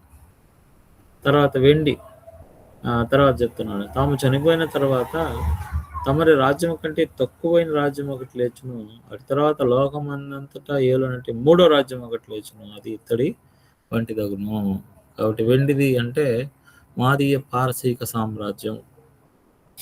కాబట్టి బబులోను సామ్రాజ్యం తర్వాత వచ్చింది మాదీయ పారసీక సామ్రాజ్యం. తర్వాత ఇత్తడి అంటే గ్రీక్ సామ్రాజ్యం. అలెగ్జాండర్ అనే పదం పేరు మీరు వినే ఉంటారు. ఇతను ఒక్కడే చాలా రాజ్యాలని జయించేశాడు అనమాట. కాబట్టి గ్రీక్ సామ్రాజ్యం దీని తదనంతరం వచ్చింది. తర్వాత పిమ్మట 4వ రాజ్యం ఒకటి లేచును, అది ఇనుము వలె బలముగా ఉండును. ఇనుము సమస్తమైన వాటిని దంచి విరగొట్టినది కదా. ఇనుము పగలగొట్టినట్లు అది రాజ్యములన్నిటినీ పగలగొట్టి పొడి చేయును. కాబట్టి తర్వాత జరిగినటువంటి ఇనుము మరియు మట్టి అంటే ఏ సామ్రాజ్యం అంటే రోమా సామ్రాజ్యము. చూడండి, బబులోను సామ్రాజ్యం దగ్గర నుంచి రోమా సామ్రాజ్యం వచ్చేంత వరకు కావలసిన చరిత్ర అంతా కూడా ఇక్కడ ముందుగానే లిఖించబడింది. కరెక్ట్గా దేవుడు సెలవిచ్చినట్టే రాజ్యాలు జరుగుతూ వచ్చాయి. ఆ తర్వాత ఆ రాజుల కాలంలో 44వ వచనంలో, పరలోకమందున్న దేవుడు ఒక రాజ్యమును స్థాపించును, దానికి అన్నటికీ నాశనము కలగదు. ఆ రాజ్యము దాన్ని పొందిన వారికి కాక మరెవరికి చెందదు. అది ముందు చెప్పిన రాజ్యములన్నిటినీ పగలగొట్టి నిర్మూలన చేయను. అది యుగ యుగముల వరకు నిలుచును. కాబట్టి చిన్న రాయి ఎవరంటే యేసుక్రీస్తు వారు. ప్రపంచ చరిత్ర ప్రకారం సేమ్ యాజ్ ఇట్ ఈస్గా చెప్పిందే జరిగిందనమాట. రోమా సామ్రాజ్యం సమయంలో యేసుక్రీస్తు వారు రావడం జరిగింది. ఆయన వాళ్ళు సిలువ వేశారు. అయినప్పటికీ యేసుక్రీస్తు వారు తన రాజ్యాన్ని ఆయన సుస్థిరం చేశాడు. ఎందుకంటే ఈ రాజ్యం లోక సంబంధమైంది కాదు, ఇది ఆత్మ సంబంధమైనటువంటి ఒక రాజ్యము. కాబట్టి ఇదే ఒక బలమైనటువంటి ఆధారం. చెప్పాలంటే దానియేలు గ్రంథంలో ఉన్న ఈ ప్రవచనం ఒక చక్కని ఆధారమే ఉంది. అవును, గ్రంథం చెప్పేది వాస్తవమే అనడానికి. తర్వాత ఇంకొక ఎవిడెన్స్ కనుక మనం చూస్తే, ఈ పురావస్తు శాఖ జరిపినటువంటి కొన్ని త్రవ్వకాల్లో బయలుపడినటువంటి ఆధారాలు మనం చూస్తాం. సపోజ్ ఇక్కడ చూద్దాం, నోవాహు గారి కాలం నాటి ఓడ శిథిలాలు ఇప్పటికీ కూడా అరారత్ కొండపై కనుగొనడం జరిగింది. అరారత్ కొండ మీద ఇప్పటికీ కొన్ని ఆధారాలు అదే షేప్లో, ఓడ షేప్లో ఉన్నాయి. దాన్ని పరిశీలించడానికి ఒక వ్యక్తి వెళ్ళాడు. సర్వోన్నతుని సర్వసంపద అని మీరు యూట్యూబ్లో కొట్టారంటే, సెర్చ్ కొట్టారంటే వచ్చేస్తుంది. ఒక నాస్తికుడు, దేవుడు నమ్మని వ్యక్తి, నిజమేనా బైబిల్ చెప్పేది, దీన్ని నమ్మశక్యంగా లేదే, అయినా కానీ నేను ఒకసారి వెళ్ళి చూస్తానని పని కట్టుకొని మరీ వెళ్ళాడు అనమాట ఆ ప్రాంతాలకి. వెళ్ళి ఆయన చేసిన పరిశోధన అంతా కూడా ఒక వీడియో తీసుకున్నాడు. వీడియో అది మీకు యూట్యూబ్లో అందుబాటులో ఉంది. సర్వోన్నతుని సర్వసంపద. సో మీకు ఎవరైనా మీకు అవకాశం టైం ఉన్నప్పుడు దాన్ని చూడండి. ఇది ఒక పెద్ద ఎవిడెన్స్, దేవుని గ్రంథం నిజం అని చెప్పడానికి పెద్ద ఎవిడెన్స్. సేమ్ అదే కొలతలతో ఉండేటువంటి ఆకారం ఉంది, అదొక ఎవిడెన్సు. తర్వాత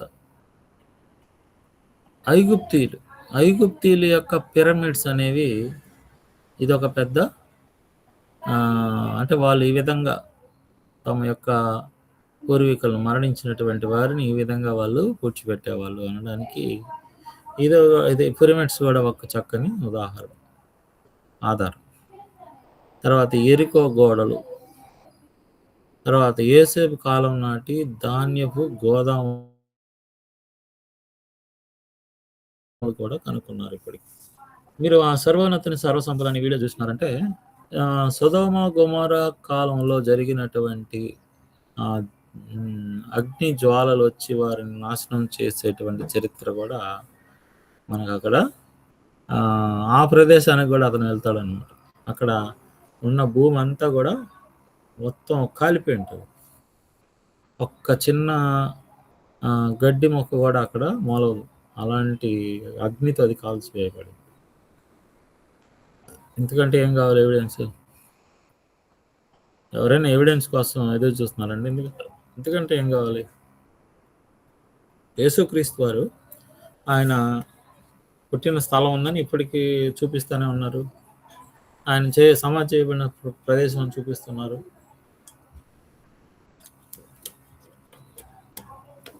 కాబట్టి ఇవన్నీ కూడా ఎవిడెన్స్లే కదా. ఆయన సిలువ వేసిన స్థలాన్ని చూపిస్తున్నారు. కాబట్టి ఎవరైనా మాకు ఆధారాలు కావాలంటే ఆధారాలతో నమ్ముతామంటే, ఆ రోజుల్లో కూడా అడిగారు యేసుక్రీస్తు వారిని.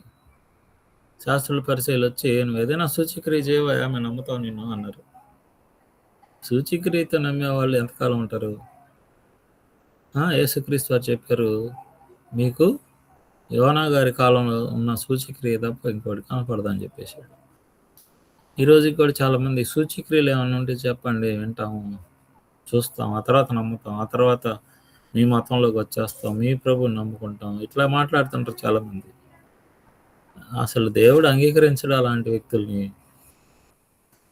సూత్రం ఒకటే, కంటికి కనబడదు, నమ్ముతావా నమ్మవా? ఇంకా జరగలేదు, నమ్ముతావా నమ్మవా? అదే ప్రశ్న.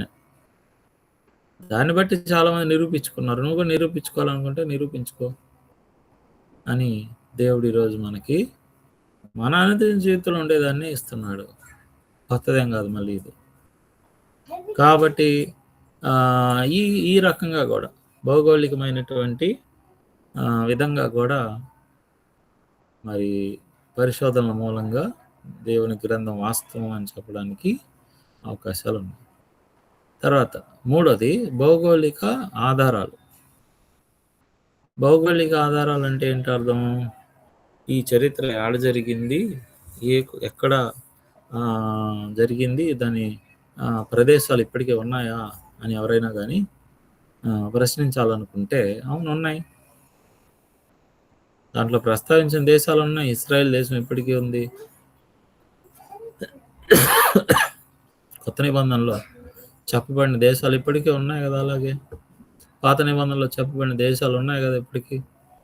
ఎస్తేరు గ్రంథం 1:1 మన భారతదేశాన్ని గురించి కూడా చెప్పబడింది, ఐగుప్తు దేశాన్ని గురించి చెప్పబడింది, ఉన్నాయి కదా.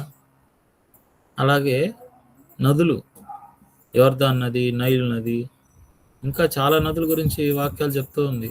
వాక్యంలో చరిత్ర మనకి చెప్తా ఉంది, ఉన్నాయి కదా ఇవన్నీ కూడా. కాబట్టి భౌగోళిక ఆధారం ప్రకారం కూడా అవును గ్రంథం వాస్తవమే చెప్పింది. సముద్రాల గురించి కూడా చెప్పబడింది. ఎర్ర సముద్రం అని, మృత సముద్రం అని, గలిలయ సముద్రం అని. ఇప్పటికీ ఎవరైనా ఇల్లు కావాలని చూసుకోవచ్చు, అట్లాగే ఉన్నాయి. మీరు ఒకవేళ ఆ వీడియో చూస్తే సర్వోన్నతుని సర్వసంపద అని, ఆ వీడియోలో ఎర్ర సముద్రంలోకి వెళ్ళిపోయాడు ఆయన. నిజమేనా, ఇది రెండుగా చీలిందా, ఇక్కడ ఎవరైనా రథాలతో వెళ్ళున్నారా అని చెక్ చేయడానికి పోయినాడు. పోతే పాపం ఆయనకి మైండ్ బ్లాక్ అయిపోయింది. మీరు ఆ వీడియోలో చూస్తారు. అతను మాస్క్, ఆక్సిజన్ అంతా పెట్టుకొని లోపలికి వెళ్ళడం మనం చూస్తాం అన్నమాట. సో లోపలికి వెళ్ళినప్పుడు ఆయనకి రథ చక్రాలు కనపడ్డాయి అన్నమాట. వాటిని కూడా వీడియోలో చూపించాడు. మొత్తం పాచి, తర్వాత ఈ గవ్వలతో నిండిపోయింది ఆ యొక్క రథ చక్రం. కాబట్టి ఎర్ర సముద్రం అని దేవుని యొక్క వాక్యం చెప్పిందంటే పలానా చోట అని అది ఉంది. ఇప్పటికీ మృత సముద్రం అని చెప్పిందంటే ఉంది. పర్వతాలు ఉన్నాయి. సేనాయి పర్వతం అని దేవుడు తన ప్రజలకు, ఇశ్రాయేల్ ప్రజలకు ధర్మశాస్త్రాన్ని ఇచ్చినటువంటి ఒక పెద్ద ఈవెంట్ జరిగినటువంటి ఒక పర్వతం అది. ఆ పర్వతం ఇప్పటికీ ఉంది. అరారత్ పర్వతం ఉంది ఇప్పటికీ. అక్కడ ఆగిందని చెప్పడానికి అదొక ఆధారం. ఇప్పటికీ కూడా అరారత్ పర్వతం ఉంది, టర్కీ ప్రాంతంలో ఉంది అది. కాబట్టి there are so many evidence. ఈరోజు దేవుని వాక్యము, దేవుని గ్రంథం అవును వాస్తవం అనడానికి ఎవరైనా మేము నమ్మశక్యంగా లేదండి ఇందులో ఉన్న సంగతులు అంటే, ఇదిగోండి భౌగోళికంగా ఎంత ఆధారం ఉందండి. చరిత్ర ప్రకారంగా ఉంది, భౌగోళిక ఆధారాలు ఉన్నాయి.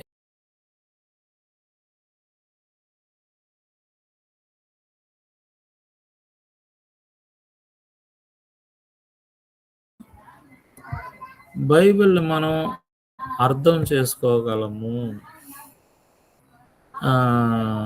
ఒక పెద్ద ఎవిడెన్స్. చాలా మంది ఉన్నారు, అనేకులకి బైబిల్ అర్థం కాదు, ఎక్కడో ఒక చోట దీన్ని వేలు పెట్టి చదివే వాళ్ళు ఉంటారు అనమాట. ఇట్లాగా బైబిల్ని ఓపెన్ చేసి ఎక్కడో దగ్గర వేలు పెట్టి ఇట్లా తీసి చదివితే ఏం అర్థమవుద్ది? కాబట్టి అలా చదవకూడదు దేవుని యొక్క వాక్యాన్ని. మొదటి నుంచి చివరి వరకు చదవాలి. అది చాలా పెద్ద పుస్తకం అండి, దాన్ని ఎవరు చదువుతారండి అంటే చదవాలి. చదవడానికి దేవుడు లైఫ్ టైం ఇచ్చాడు మనకి. చదివితేనే మనకి విషయాలు అర్థమవుతాయి. చదవకుండా ఎక్కడో ఒక లేఖనం తీసుకొని నేను అర్థం చేసేసుకుంటానంటే వీలు కాదు. తర్వాత చదివితే, దేవుని గ్రంథాన్ని చదివితే దాన్ని గ్రహించగలిగే అవకాశం ఉంది. ఎవరైనా 2వ కొరింథీ పత్రిక 1వ అధ్యాయము 13వ వచనాన్ని ఎవరైనా చదువుతారా? 2వ కొరింథీ 1:13.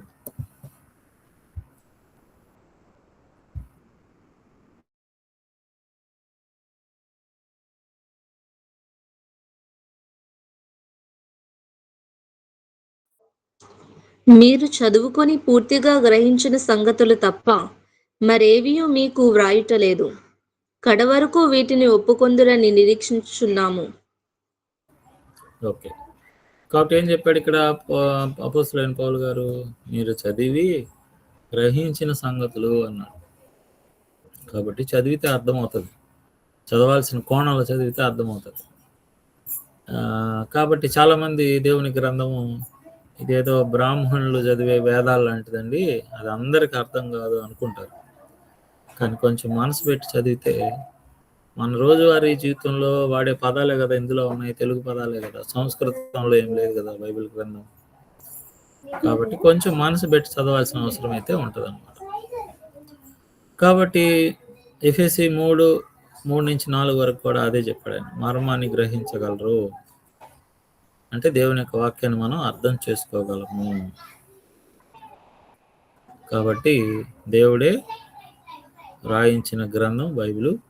అన్ని శాస్త్రాలు బైబిల్ను ఒప్పుకుంటున్నాయి.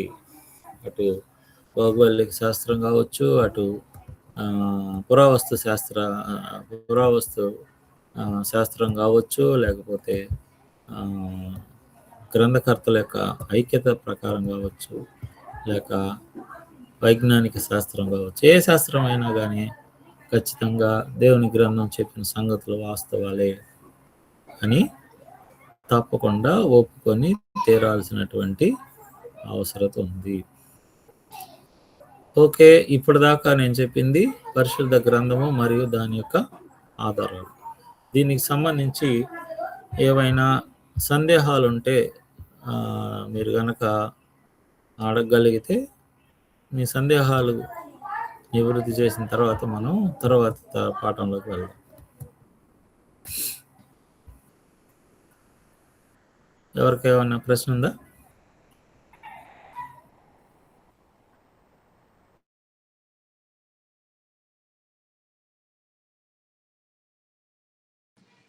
లేదు అంకుల్.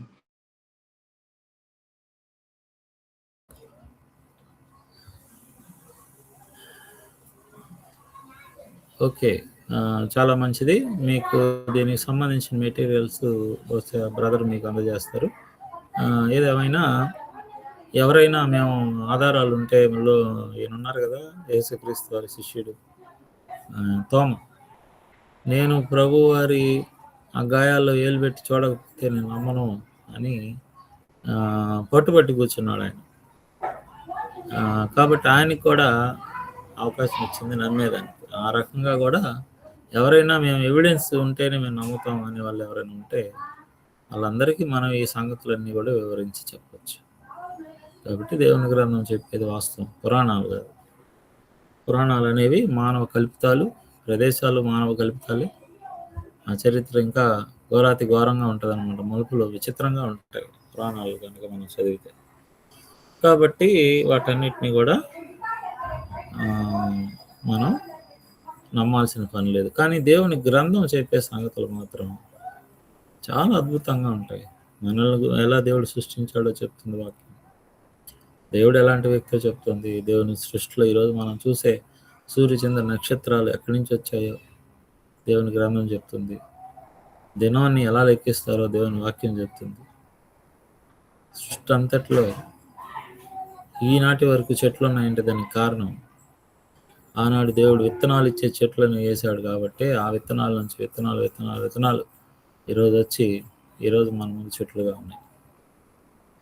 కాబట్టి దేవుని వాక్యం చెప్పేది 100కి 100 సత్యమే, అందులో సందేహపడాల్సింది ఏమీ లేదు. ఓకే, ఈ పాఠం ఇంతవరకు ముగిసింది. ఇంకొక వాక్యం ఉంది, ఇంకొక లెసన్ ఉంది. నాకు కూడా చాలా ఇంట్రెస్టింగ్ లెసన్ ఇది. బ్రదర్ దీన్ని చెప్పమని కోరారు. ఏంటంటే అది దేవుని యొక్క రాజ్యాన్ని గురించి. సో దీని గురించి చెప్పుకోవడానికి ముందుగా ఒక చిన్న బ్రేక్ తీసుకుందాం. బ్రేక్ అంటే వెళ్ళి టీలు కాఫీలు తాగి వస్తారని కాదు. ఎవరైనా ఒక పాట పాడండి చక్కగా, దేవుని మహింపరిచే పాట. ఆ తర్వాత మనం పాఠంలోకి వెళ్దాం.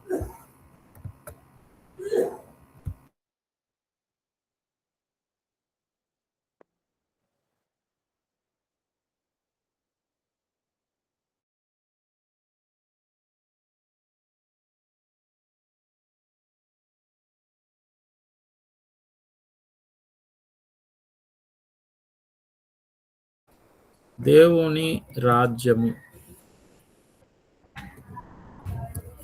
ఎందుకు ఈ సబ్జెక్ట్ గురించి ఈరోజు మనం నేర్చుకోవాలి అంటే, ఈ రోజుల్లో విచిత్రమైనటువంటి అభిప్రాయాలు ఈ సబ్జెక్ట్ మీద చాలామంది మాట్లాడతారు, చాలామంది ప్రసంగిస్తారు కూడా.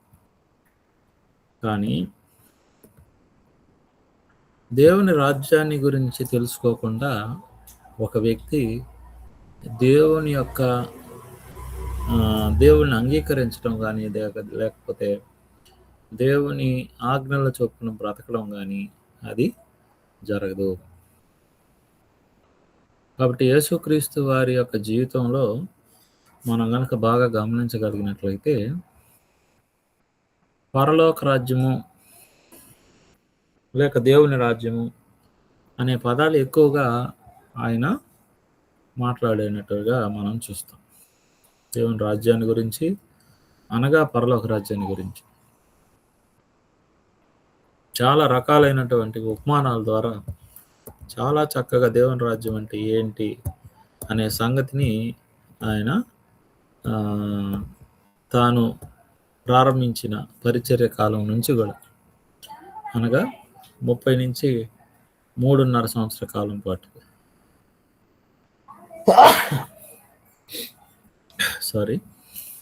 3.5 సంవత్సర కాలం పాటు ఆయన ప్రకటించింది దేవుని రాజ్యానికి సంబంధించినటువంటి సంగతులు. అయితే దేవుని రాజ్యము సమీపంగా ఉంది అనే పదాలు మీరు బాప్తిస్మిచ్చి యోహాను గారి ద్వారా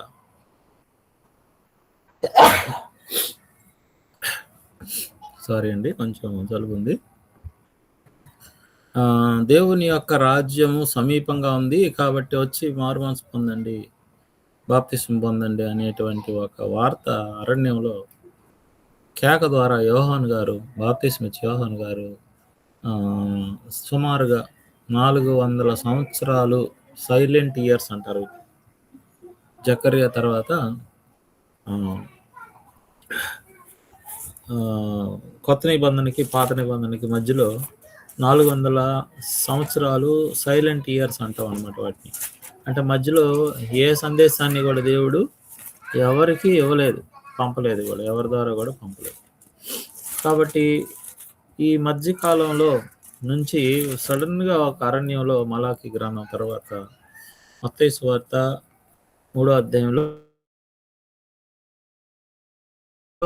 ఒక కేక వినపడడం మనం చూస్తాం. ఏంది ఆ కేక, ఏం చెప్తుంది, అక్కడ ఉన్న సమాచారం ఏంటి అని మనం కనుక చూడగలిగితే 3వ అధ్యాయం 1వ వచనంలో, ఆ దినముల యందు బాప్తిస్మిచ్చి యోహాను వచ్చి పరలోక రాజ్యము సమీపించుకున్నది, మారు మనసు పొందుడని యోదయ అరణ్యంలో ప్రకటించుచుండెను. ఒక ప్రకటన వచ్చింది. దేని గురించి అంటే పరలోక రాజ్యము సమీపంగా ఉంది. మరి ఇంతకుముందు లేదా అండి సమీపంగా అని నేను ఆలోచిస్తే, అవును, లేదు, సమీపంగా లేదు. మానవులు దేవుని యొక్క ఆలోచనలకి చాలా దూరం వెళ్ళిపోయినారు. దేవుడే పరిపాలకుడు. మనం బాగా ఆలోచన చేసామంటే, ఆది కాండం నుంచి కూడా చూసామంటే, దేవుని యొక్క రాజ్యం దేవునితో పాటు ఉంది. దేవుని రాజ్యాన్ని దేవునితో కూడా ఎవరు కూడా వేరు చేయలేరు. దేవుడు పరిపాలించేటువంటి చోటు, దేవుని యొక్క ఆలోచనలు నెరవేరే చోటు. ఒక విధంగా చెప్పాలంటే దేవుడు అక్కడ దేవుని రాజ్యం ఉంది. యేసుక్రీస్తు వారు బోధించేటప్పుడు దేవుని రాజ్యం అక్కడ ఉంది ఇక్కడ ఉందని ఎవరని చెప్తే మీరు నమ్మాల్సిన అవసరం లేదు, ఎందుకంటే అది మీ మధ్యలోనే ఉంది. కాబట్టి ఎవరైతే దేవుని అధికారానికి అంగీకరిస్తారో వారందరి జీవితంలో దేవుని యొక్క రాజ్యం వస్తుంది. కాబట్టి దేవుని యొక్క రాజ్యానికి సంబంధించినటువంటి కొన్ని వాస్తవాలను ఈరోజు మనం చూస్తాం. దేవుని యొక్క రాజ్యం అనేది దేవుని యొక్క పరిపాలన. ఈ పరిపాలన అనేది ఇది శాశ్వత కాలానికి సంబంధించింది, శాశ్వతమైంది అనే విషయాన్ని 1 తిమోతి పత్రిక 1వ అధ్యాయము 17వ వచనం ఎవరైనా చదవండి. 1 తిమోతి 1:17.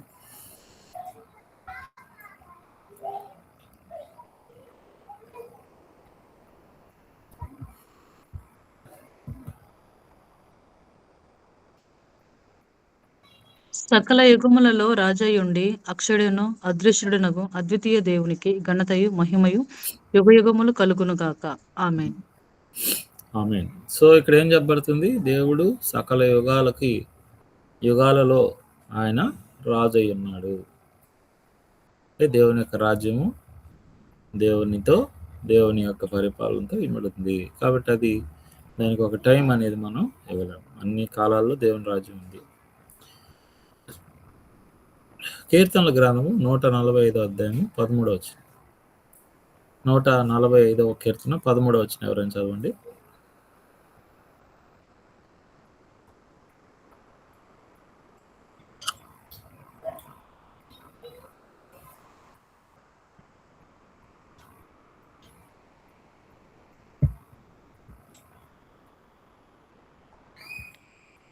నీ రాజ్యము శాశ్వత రాజ్యము, నీ రాజ్య పరిపాలన తరతరంలో నిలుచును. ఇక్కడ కూడా ఏం చెప్తుంది, దేవుని రాజ్యానికి సంబంధించినటువంటి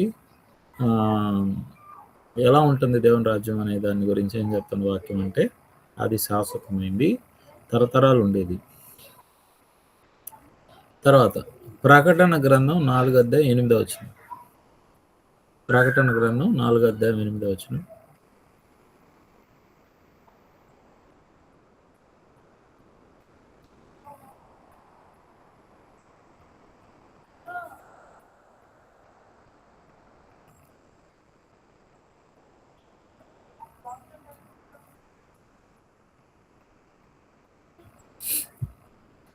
ఈ 4 జీవులలో ప్రతి జీవికి 6 రెక్కలుండును. అవి చుట్టూను రెక్కల లోపటను కన్నులతో నిండి ఉన్నవి. అవి భూత వర్తమాన భవిష్యత్ కాలములలో ఉండు సర్వాధికారియు దేవుడు నగు ప్రభువు పరిశుద్ధుడు పరిశుద్ధుడు పరిశుద్ధుడు అని మానక రాత్రింబగళ్ళు చెప్పుచుండెను. ఓకే. సో ఇక్కడ ఏం చెప్పబడుతుంది అంటే దేవుడు ఆయన ఉనికి ఎలా ఉంది అని అంటే భూత మరియు వర్తమాన భవిష్యత్ కాలాల్లో ఉండు సర్వాధికారి అంటుందన్నమాట. అంటే సర్వ అధికారాలు ఆయనకి ఉన్నాయి అన్ని కాలాల్లో కూడా. మనకు తెలిసింది భూతకాలం అంటే జరిగిపోయిన కాలం గురించి మనం చెప్పచ్చు. అది కూడా మనకు గుర్తున్నంత వరకే మాట్లాడచ్చు. వర్తమానంలో ఉన్నాం, భవిష్యత్తు మనకు తెలియదు. కానీ దేవుడు అన్ని కాలాల్లో ఉండగలిగిన వాడు, శాసించగలిగిన వాడు. అది ఆయనకు ఉన్నటువంటి అధికారం. కాబట్టి దేవుని యొక్క రాజ్యము శాశ్వత కాలం ఉండేది, దేవుడు శాశ్వత కాలం ఉండేవాడు. మొదటి దినవృత్తాంతాలు గ్రంథం 29 అధ్యాయము 11-12 వచనాలు ఎవరైనా చదవండి. మొదటి దినవృత్తాంతాలు 29 అధ్యాయము 11-12 వచనాలు.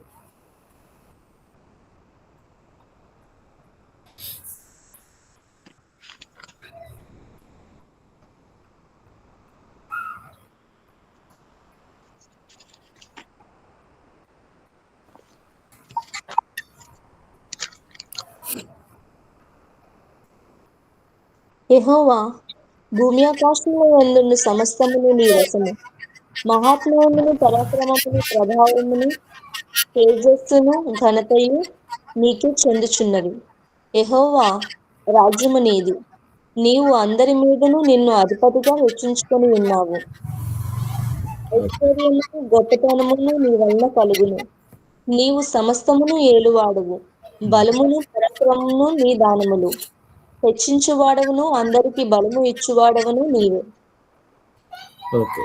సో ఏం చెప్తుంది ఇక్కడ దేవుని యొక్క వాక్యము, దేవుని యొక్క అధికారాల గురించి అంటే ఆయన సమస్తమును ఏలువాడు, ఆయనే సమస్తమును చేయగలిగినవాడు.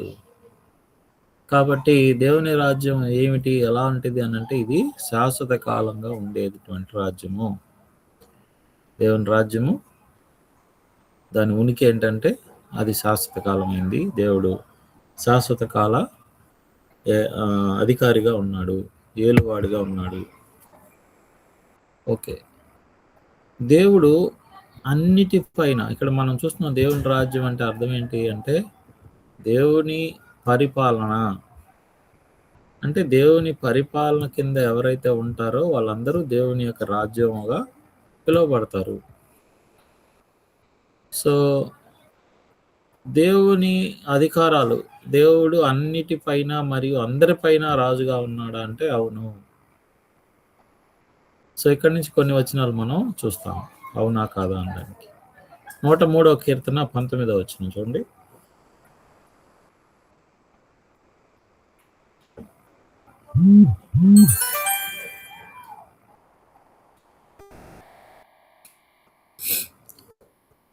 కొంచెం త్వరగా చూడగలిగితే మీకు సమయం కలిసి వస్తుంది. తన సింహాసనమును స్థిరపరిచి ఉన్నాడు. ఆయన అన్నిటి మీద రాజ్యపాలన చేయుచున్నాడు. యెహోవా దూతలారా, ఆయన ఆజ్ఞలకు లోబడి ఆయన వాక్యమును నెరవేర్చు బలశూరులారా, ఆయనను సన్నతించుడి. యెహోవా సైన్యములారా, ఆయన చిత్తము నెరవేర్చు ఆయనను, ఆయన పరిచారకులారా, మీరందరూ ఆయనను సన్నతించుడి. యెహోవా చాలు. సో ఇక్కడ అందరిపైన, అన్నిటిపైన ఆయన రాజుగా ఉన్నాడు. ఆయన ఎవరి కింద పరిపాలించబడేవాడు కాదు, ఆయనే పరిపాలించేవాడు అనే వాస్తవాన్ని ఈ భాగంలో మనం చూస్తాం. అలాగే అన్నిటిపైన అంటున్నా కాబట్టి ఇందులో ఏమేమి వస్తాయి?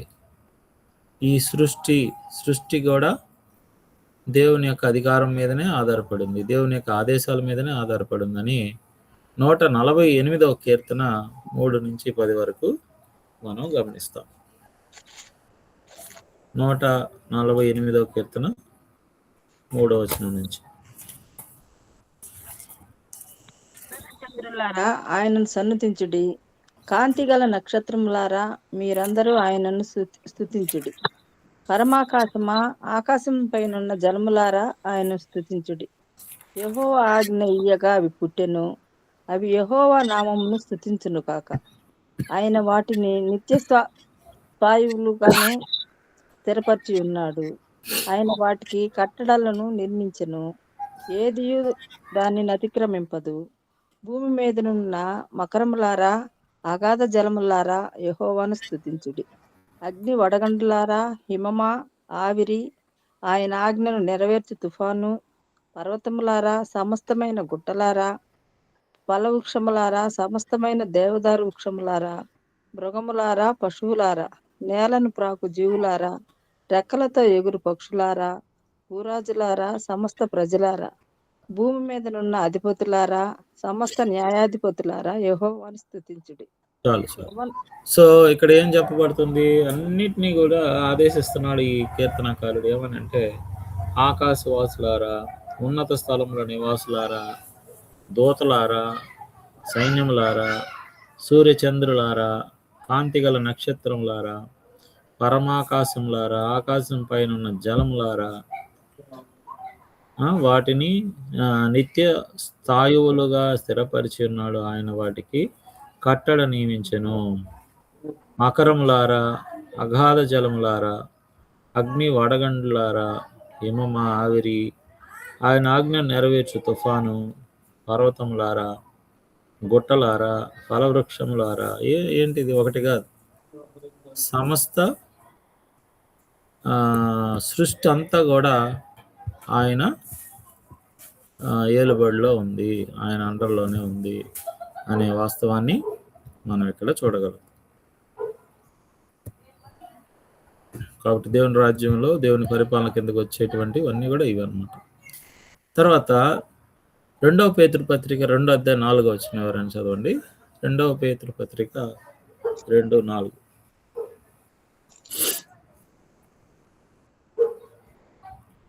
దేవదూతలు పాపం చేసినప్పుడు దేవుడు వారిని విడిచిపెట్టక పాతాళమందలి కటిక చీకటి గల బిలాములోనికి త్రోసి తీర్పుకు కావిలిలో ఉంచబడుటకు వారిని అప్పగించెను. మరియు ఆయన పూర్వకాలమందున్న లోకమును విడిచిపెట్టక భక్తిహీనులు సమూహముల మీదకి జల ప్రళయమును రప్పించినప్పుడు చాలు. ఇక్కడ దూతలు కూడా, దూతల పైన అధికారం కూడా దేవునికి ఉన్నది అనే విషయాన్ని మనం చూస్తాం.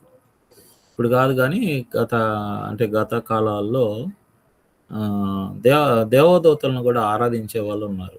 దేవదూత కూడా దేవుని సమానంగా చూసినటువంటి వారు ఉన్నారు. కానీ ఇక్కడ మ్యాటర్ అది కాదు. కానీ దేవదూతలు కూడా దేవుని ఆదేశాల మేరకే ఉన్నాయి. ఆయన వాటిని బంధించగలడు, వాటి చేత పని చేయించుకొనను గలడు. ఓకే, సృష్టి పైన దేవుని అధికారం ఉంది, దేవదూతల పైన ఆయన అధికారం ఉంది. ఈ వచనం చూద్దాం, ఇంకెవరి పైన ఉందో. 20వ అధ్యాయం ప్రకటన గ్రంథం 10వ వచనం.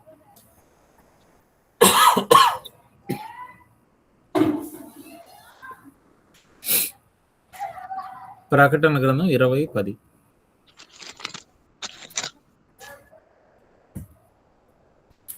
వారిని మోసపరిచిన అపవాది అడ్డు గంధకము గల గుండములో పడవేయును. అచ్చట ఆ క్రూర మృగమును అబద్ధ ప్రవక్తలు ఉన్నారు. వారు యుగయుగములు రాత్రింబవళ్ళు బాధింపబడుతురు. చాలు. సో ఇక్కడ మనం చూస్తున్న విషయం ఏంటంటే, క్రూర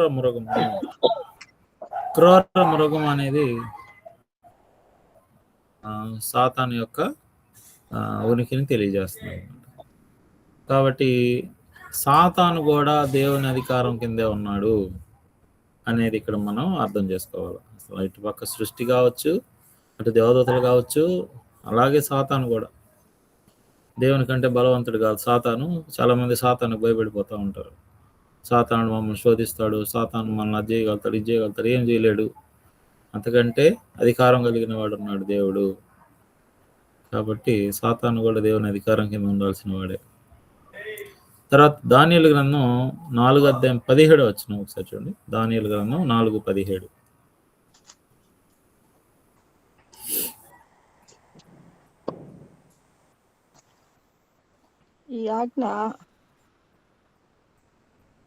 ఈ ఆజ్ఞ ఆచారకులకును దేవదూతలకును ప్రకటనను అనుసరించి జరుగును.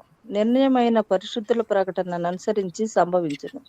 సర్వోన్నతుడగు దేవుడు మానవుల రాజ్యముపైని అధికారి అయ్యుండి తానెవరికి అనుగ్రహింపని నిశ్చయించుకొనునో వారికి అనుగ్రహించుననియు ఆయా రాజ్యములపైన అత్యల్ప మనుషులను ఆయన నిర్మించి ఉన్నాడనియు మనుషులందరూ తెలుసుకొనున్నట్లు ఇలాగు జరుగును. సో ఇక్కడ కూడా ఏం చూస్తున్నాం మనం అంటే, దేవుడు ముందు మనం చూసాం దానియేలు గ్రంథంలో నెబుకద్నెజరు దేవుడు నిన్ను బంగారుగా చేశాడండి అని చెప్పగానే ఆయన ఉబ్బి తబ్బిపోయి ఎందుకు అలా అయిపోయినాడో, అదే విధంగా దేవునికి అధికారం ఉంది ఎవరిపైన అంటే రాజుల పైన. నిన్ను అలా చేసిన దేవుడు అనేది అసలైన సత్యం. నువ్వు అవలేదు అలాగా, నిన్ను చేసిన దేవుడు. అలాగా భూమి పైన ఉన్నటువంటి సకల రాజుల మీద కూడా దేవుడు అధికారం ఉన్నాడు. మనం నమ్మాల్సిన ఇంకో విషయం ఏంటంటే, ఈరోజు దేశ నాయకుల పైన కూడా ఆయనే నాయకుడై ఉన్నాడు. కాబట్టి దేవుని చిత్త ప్రకారంగానే పరిపాలనలు అనేవి కొనసాగుతాయి, ఆయన కొనసాగిల్లోనే జరుగుతాయి అనేది మనకు నమ్మాలి. కాబట్టి భూరాజుల పైన కూడా దేవునికి అధికారం ఉంది. తర్వాత ప్రకటన గ్రంథం 1:6 చూడండి ఎవరైనా. ప్రకటన 1:6.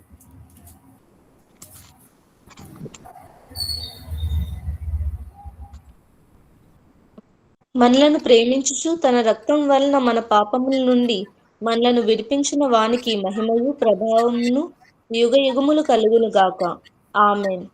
ఆయన మనలను తన తండ్రియగు దేవునికి ఒక రాజ్యముగాను యాజకులను గాను చేసెను. కాబట్టి ఇక్కడ మహిమ ప్రభావములు యుగ యుగాలు దేవునికి కలగాలని ఇక్కడ వాక్యాన్ని మనం చూస్తున్నాం. ఆయన మనలను తన తండ్రి యొక్క దేవునికి ఒక రాజ్యముగాను యాజకులుగాను చేసెను. మనల్ని అంటే ఎవరు వాళ్ళు అంటే విశ్వాసులు. కాబట్టి విశ్వాసులకు అధికారి ఎవరు, విశ్వాసులకి రాజు ఎవరు అని అంటే దేవుడు రాజై ఉన్నాడు. ఆయనే యేసుక్రీస్తు వారిని ప్రభువుగాను మెస్సీగాను క్రీస్తుగాను నియమించినట్టుగా అపోస్తల కార్యాలు 2వ అధ్యాయంలో మనం చూస్తాము. కాబట్టి విశ్వాసులకు కూడా ఆయనే రాజు అయి ఉన్నాడు. అలాగే 25వ అధ్యాయం మత్తయి సువార్త 41వ వచనంలో, మత్తయి సువార్త 25వ అధ్యాయం 41వ వచనంలో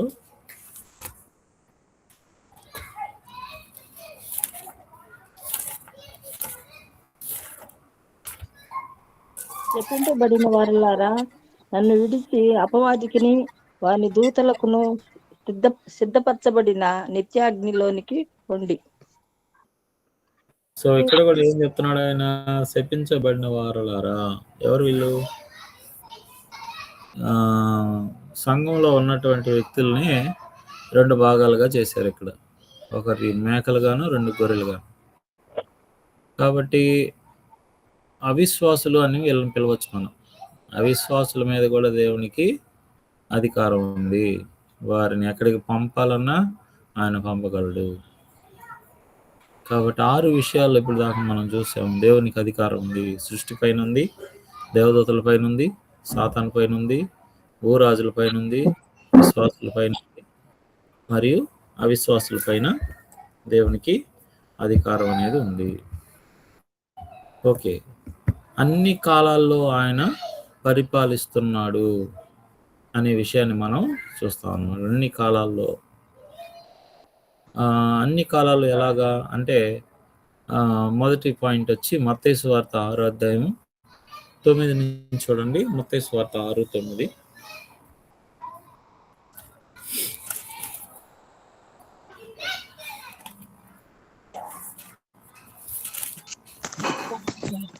మీరు ఇలా ప్రార్థన చేయండి. పరలోకమందున్న మా తండ్రి, నీ నామం పరిశుద్ధపరచబడును గాక. నీ రాజ్యము వచ్చును గాక.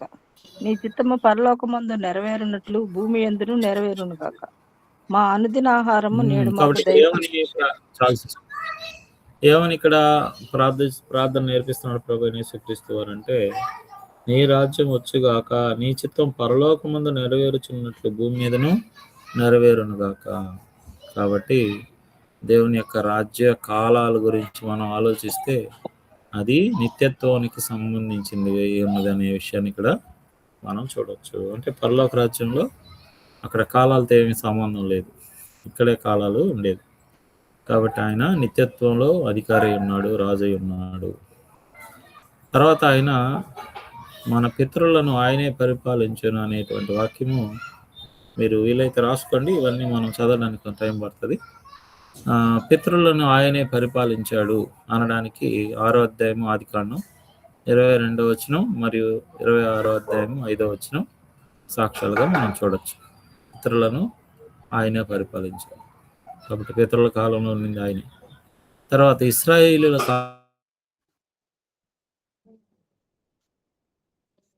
పరిపాలకుడు నిర్గమకాండం 19వ అధ్యాయం 5 నుంచి 6 వరకు ఈ సంగతులు మనం చూస్తాం. తర్వాత న్యాయాధిపతుల కాలంలో పరిపాలకుడు ఎవరంటే దేవుడే. ఎందుకంటే న్యాయాధిపతుల కాలంలో చాలా ఇసుగు పుట్టించారు దేవుని ఇజ్రాయేల్ ప్రజలు, చెప్పిన మాటలు వినకుండా. కాబట్టి ఆ కాలంలో కూడా వారిని శిక్షించినటువంటి వాడు ఆయనే. న్యాయాధిపతులు 8వ అధ్యాయం 22 నుంచి 23 వచనాల వరకు ఈ విషయాలు మనం చూస్తాం. తర్వాత సమూయేలు కాలంలో పరిపాలకుడు ఎవరంటే దేవుడే. 1 సమూయేలు 8వ అధ్యాయం 4-7లో చూస్తాం. వారు రాజుని కోరడం అనేది జరుగుతుంది. ఆ రాజుని కోరినప్పుడు దేవుడు అంటాడు, తమ్మును ఏలకుండా వారు నన్నే విసర్జించారు అనే మాట అక్కడ మనం చూస్తాం. కాబట్టి దేవుడే రాజుగా ఉన్నాడు. రాజుల కాలాల్లో కూడా దేవుడే రాజుగా పరిపాలించినట్టుగా మనం చూస్తాం. 1 దినవృత్తాంతాలు 29 అధ్యాయం 10 నుంచి 12 వరకు. 1 దినవృత్తాంతాలు 29 10 నుంచి 12 వచనాలు. తర్వాత క్రైస్తవుల కాలంలో ఎఫెసీ పత్రిక 1వ అధ్యాయం 20-22 వచనాల ప్రకారం దేవుడే రాజు అయి ఉన్నాడు, పరిపాలకుడై ఉన్నాడు. సృష్టి అంతం తర్వాత కూడా 1 కొరింథీ 15:24 నుంచి 28 వరకు. 1 కొరింథీ 15:24 నుంచి 28 వరకు సృష్టి అంతం తర్వాత ప్రభువైన యేసుక్రీస్తు వారు దేవునికి రాజ్యాన్ని తిరిగి అప్పగిస్తాడు అనే సంగతులు మనం అక్కడ చూస్తాం. కాబట్టి అన్ని కాలాల్లో పరిపాలించగలిగిన వాడు దేవుడే. ఆ శక్తి కలిగింది ఆయనకి మాత్రమే. కాబట్టి దేవుని రాజ్యం ఎలాంటిది అంటే అది అన్నపానాలకు సంబంధించింది కాదు. రోమపత్రిక 14:17 చెప్తుంది, దేవుని రాజ్యం భోజనము పానము కాదు, వీటికి సంబంధించిందని ఎవరైనా అనుకుంటే పొరపాటు. దేవుని పరిపాలన ఆత్మ సంబంధమైంది.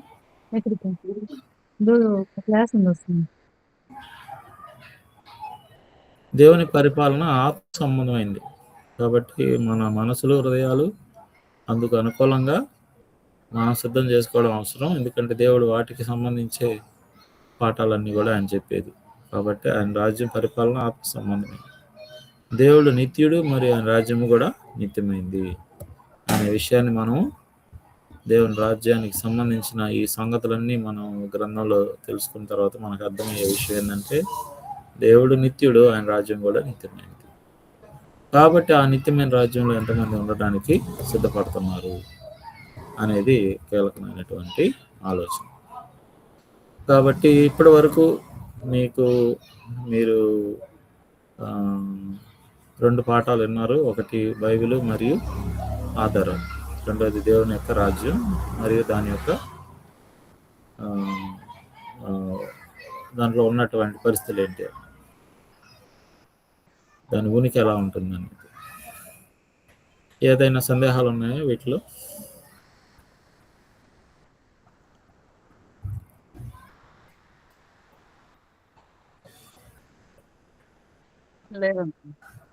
ఓకే. ఇక్కడ ఒక విషయాన్ని మనం ఆలోచిద్దాం, అంటే ముగించేదానికి. అంటే సందేహాలు ఉంటే మీకు టైం ఇస్తాను, ఏమి లేవంటే మనం 1 సమూయేలు గ్రంథంలో ఒక విషయాన్ని చూస్తాం. ఇశ్రాయేల్ ప్రజలు వచ్చి, మాకు రాజులు కావాలండి, సకల జనుల మర్యాద చెప్పున మమ్మల్ని ఏలే ఒక రాజు కావాలి, అతని ఆధీనంలో మేము ఉంటామని అడిగారు. అలా అన్నప్పుడు దేవుడు చాలా చింతించాడు అనమాట. ఆ విషయాన్ని బట్టి చింతించి ఏమన్నాడంటే 1 సమూయేలు 8వ అధ్యాయం 7వ వచనంలో, అందుకు యెహోవా సమూయేలునకు సెలవిచ్చింది ఏమనగా, జనులు నీతో చెప్పిన మాటలన్నిటి ప్రకారం జరిగించు. వారు నిన్ను విసర్జించలేదు కానీ తమ్మును ఏలకుండా నన్నే విసర్జించి ఉన్నారు. వారు నన్ను విసర్జించి ఇతర దేవతలను పూజించి నేను ఐగుప్తులో నుండి వారిని రప్పించిన నాటి నుండి నేటి వరకు తాము చేయుచూ వచ్చిన కార్యములన్నిటి ప్రకారం వారు నీ ఎడల జరిగించుచూ ఉన్నారు. వారు చెప్పిన మాటలు అంగీకరించు. దేవుని గొప్పతనం ఏంది ఇక్కడ? వాళ్ళు అడిగారు, దేవుడు ఇస్తున్నాడు అన్నమాట. మాకు రాజు కావాలంటే అంత స్వేచ్ఛగా దేవుడు రాజుని ఇస్తున్నాడు, తానే రాజు అయినప్పటికీ కూడా. అంటే ఏం వద్దనుకుంటున్నారు వీళ్ళు అంటే, దేవుని పరిపాలన వద్దనుకుంటున్నారు, మానవుని పరిపాలన కావాలనుకుంటున్నారు. మానవుని పరిపాలన ఎలా ఉంటుంది ఇప్పుడు వాళ్ళకి తెలుస్తుంది అన్నమాట. సో దానికి సంబంధించి ఏమేమి జరగబోతే దేవుడు ముందే వివరించాడు. మీరు 10వ వచనం నుంచి కనుక గమనిస్తే, సమూయేలు తన రాజును అడిగిన జనులకు యెహోవా మాటలన్నీ వినిపించాను. ఏమనంటే, మిమ్మల్ని ఏలబోవు రాజు ఎట్టివాడగునగా అతడు మీ కుమారులను పట్టుకొని తన రథముల తోలుటకు తన గుర్రములను కాపాడుటకు వారిని ఉంచుకుంటాడు.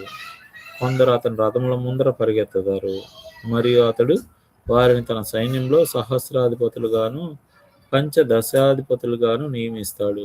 తన భూములను దున్నుటకును వాటి పంటను కోయుటకును యుద్ధాయుధములను తన రథముల సామాన్లను చేయుటకును వారిని ఏర్పరచుకుంటారు. మీ కుమార్తెలు భక్ష్యకారుణులుగాను బోనకత్తెలుగాను రొట్టెలు కాల్చేవారుగాను పట్టుకుంటాడు.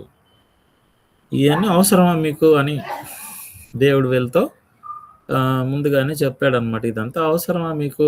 మిమ్మల్ని మీరు మనిషికి దాసులు అవ్వడం ఏంటి అనేది దేవుడు ముందే వివరించి చెప్పాడు. అయినప్పటికీ కూడా వారి మాటలు విని వారికి ఒక రాజు నియమించమని సమూయేలునకు సెలవు ఇయ్యగా, సమూయేలు మీరందరూ మీ గ్రామంలోకి పోండి అని చెప్పి సెలవు ఇచ్చేశాడు.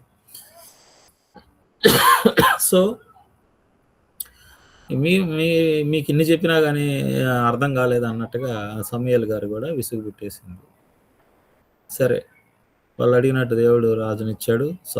సౌలు రాజు పరిపాలకుడిగా ఆయన ఉన్నాడు.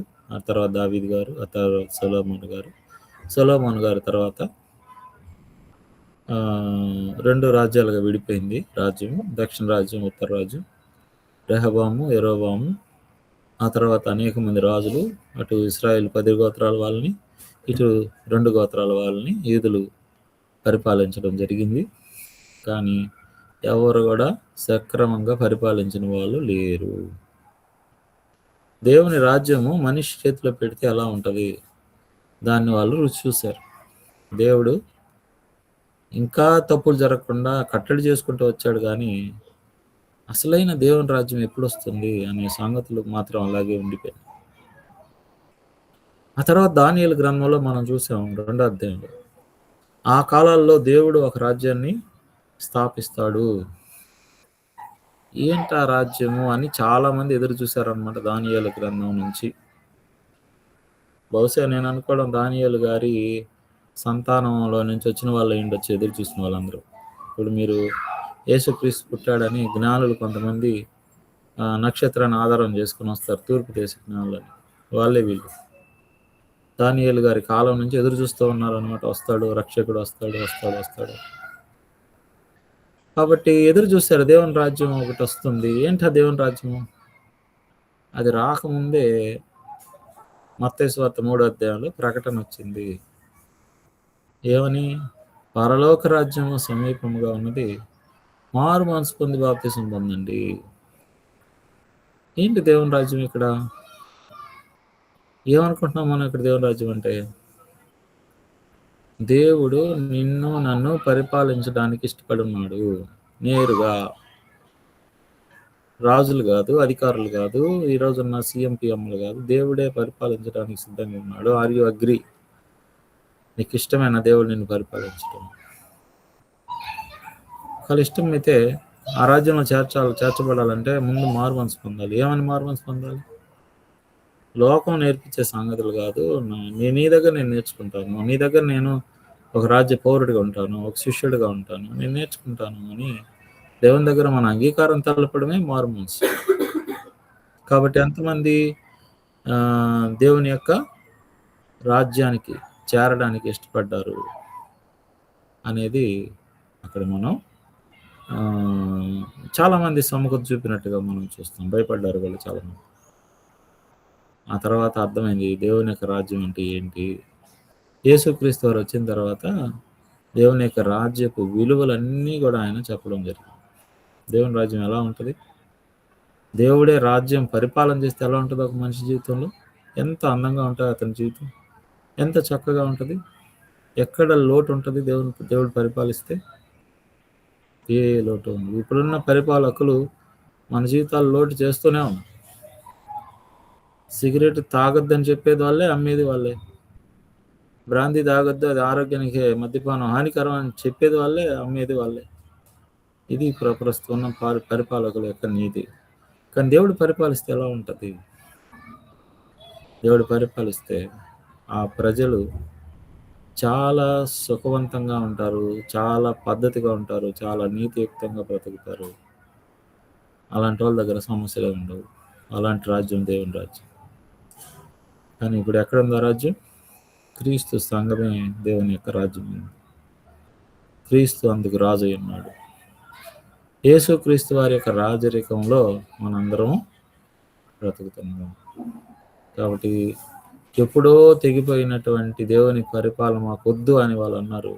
కానీ ఆ సదవకాశాన్ని దేవుడు మళ్ళీ మన ముందుకు తీసుకొచ్చాడు. ఈరోజు దేవుని పరిపాలన కిందకి ఎంతమంది వచ్చున్నారు? ఎంతోమంది. పరిపాలన కిందకి రావడం అంటే దేవుడు చెప్పింది చేయడమే, దేవుని అధికారానికి ఒప్పుకోవడమే. ఈయన నా ప్రియకుమారుడు, ఈయన మాట వినండి అన్నాడంటే ఆయన మాట వినడమే. ఇదే ఈరోజు మన ముందున్నటువంటి పెద్ద దేవుని రాజ్య వ్యవస్థ. కాబట్టి దేవుని రాజ్యానికి మీరు ఇంకా ఎవరైనా పాత్రలు కాకుండా ఉన్నట్లయితే మీ అంగీకారాన్ని మారు మనసు ద్వారా దేవునికి తెలపండి. యేసుక్రీస్తు వారి మనందరి కొరకు ఆయన బలయ్యి పాప క్షమాపణ ఆయన మన కోసం తీసుకొచ్చున్నాడు. కాబట్టి దాని విశ్వాసం ద్వారా ఎవరైనా అంగీకరిస్తారో, తిరిగి మారు మనసు పొంది బాప్తిసం పొందుతారో వారందరూ కూడా దేవుని కుమారులు అవుతారు. దేవుడు కుమారులుగా ఈరోజు మనల్ని పరిపాలిస్తాడు, ఆయన ఒక తండ్రిగా. ఇది చక్కని సదవకాశం దేవుని రాజ్యంలో ఉంది. ఈనాడు అనేక మంది ప్రజల్లో లేనటువంటి ఒక పరిస్థితి. దేవుడు కొంతమందికి దీన్ని అందుబాటులో ఉంది. కాబట్టి దేవుని రాజ్యం చాలా చక్కనిది, అందులో జీవితం చాలా చక్కనిది. ఎంతమంది కోరుకొని దాంట్లో ఉండడానికి ఆశపడుతున్నారు అనేదే ఈరోజు మన ముందున్న ప్రశ్న. ఏదేమైనా ఇలాంటి సంగతులను తెలుసుకోవడానికి, నేర్చుకోవడానికి మీరు ఇంత సమయాన్ని వెచ్చిస్తున్నారు. చాలామంది ఇలాగ సమయం దొరికితే చాలా విధాలుగా, రకరకాలుగా అశాశ్వతమైన వాటి కోసం ఖర్చు పెడతారు. కానీ మీరు శాశ్వతమైన దానికోసం సమయాన్ని ఖర్చు పెడుతున్నారు. కాబట్టి మరొకసారి మీకు అందరికీ ప్రత్యేక వందనాలు. ఏమన్నా సందేహం ఉందా? ఎవరో చెయ్యెత్తారు ఇందాక.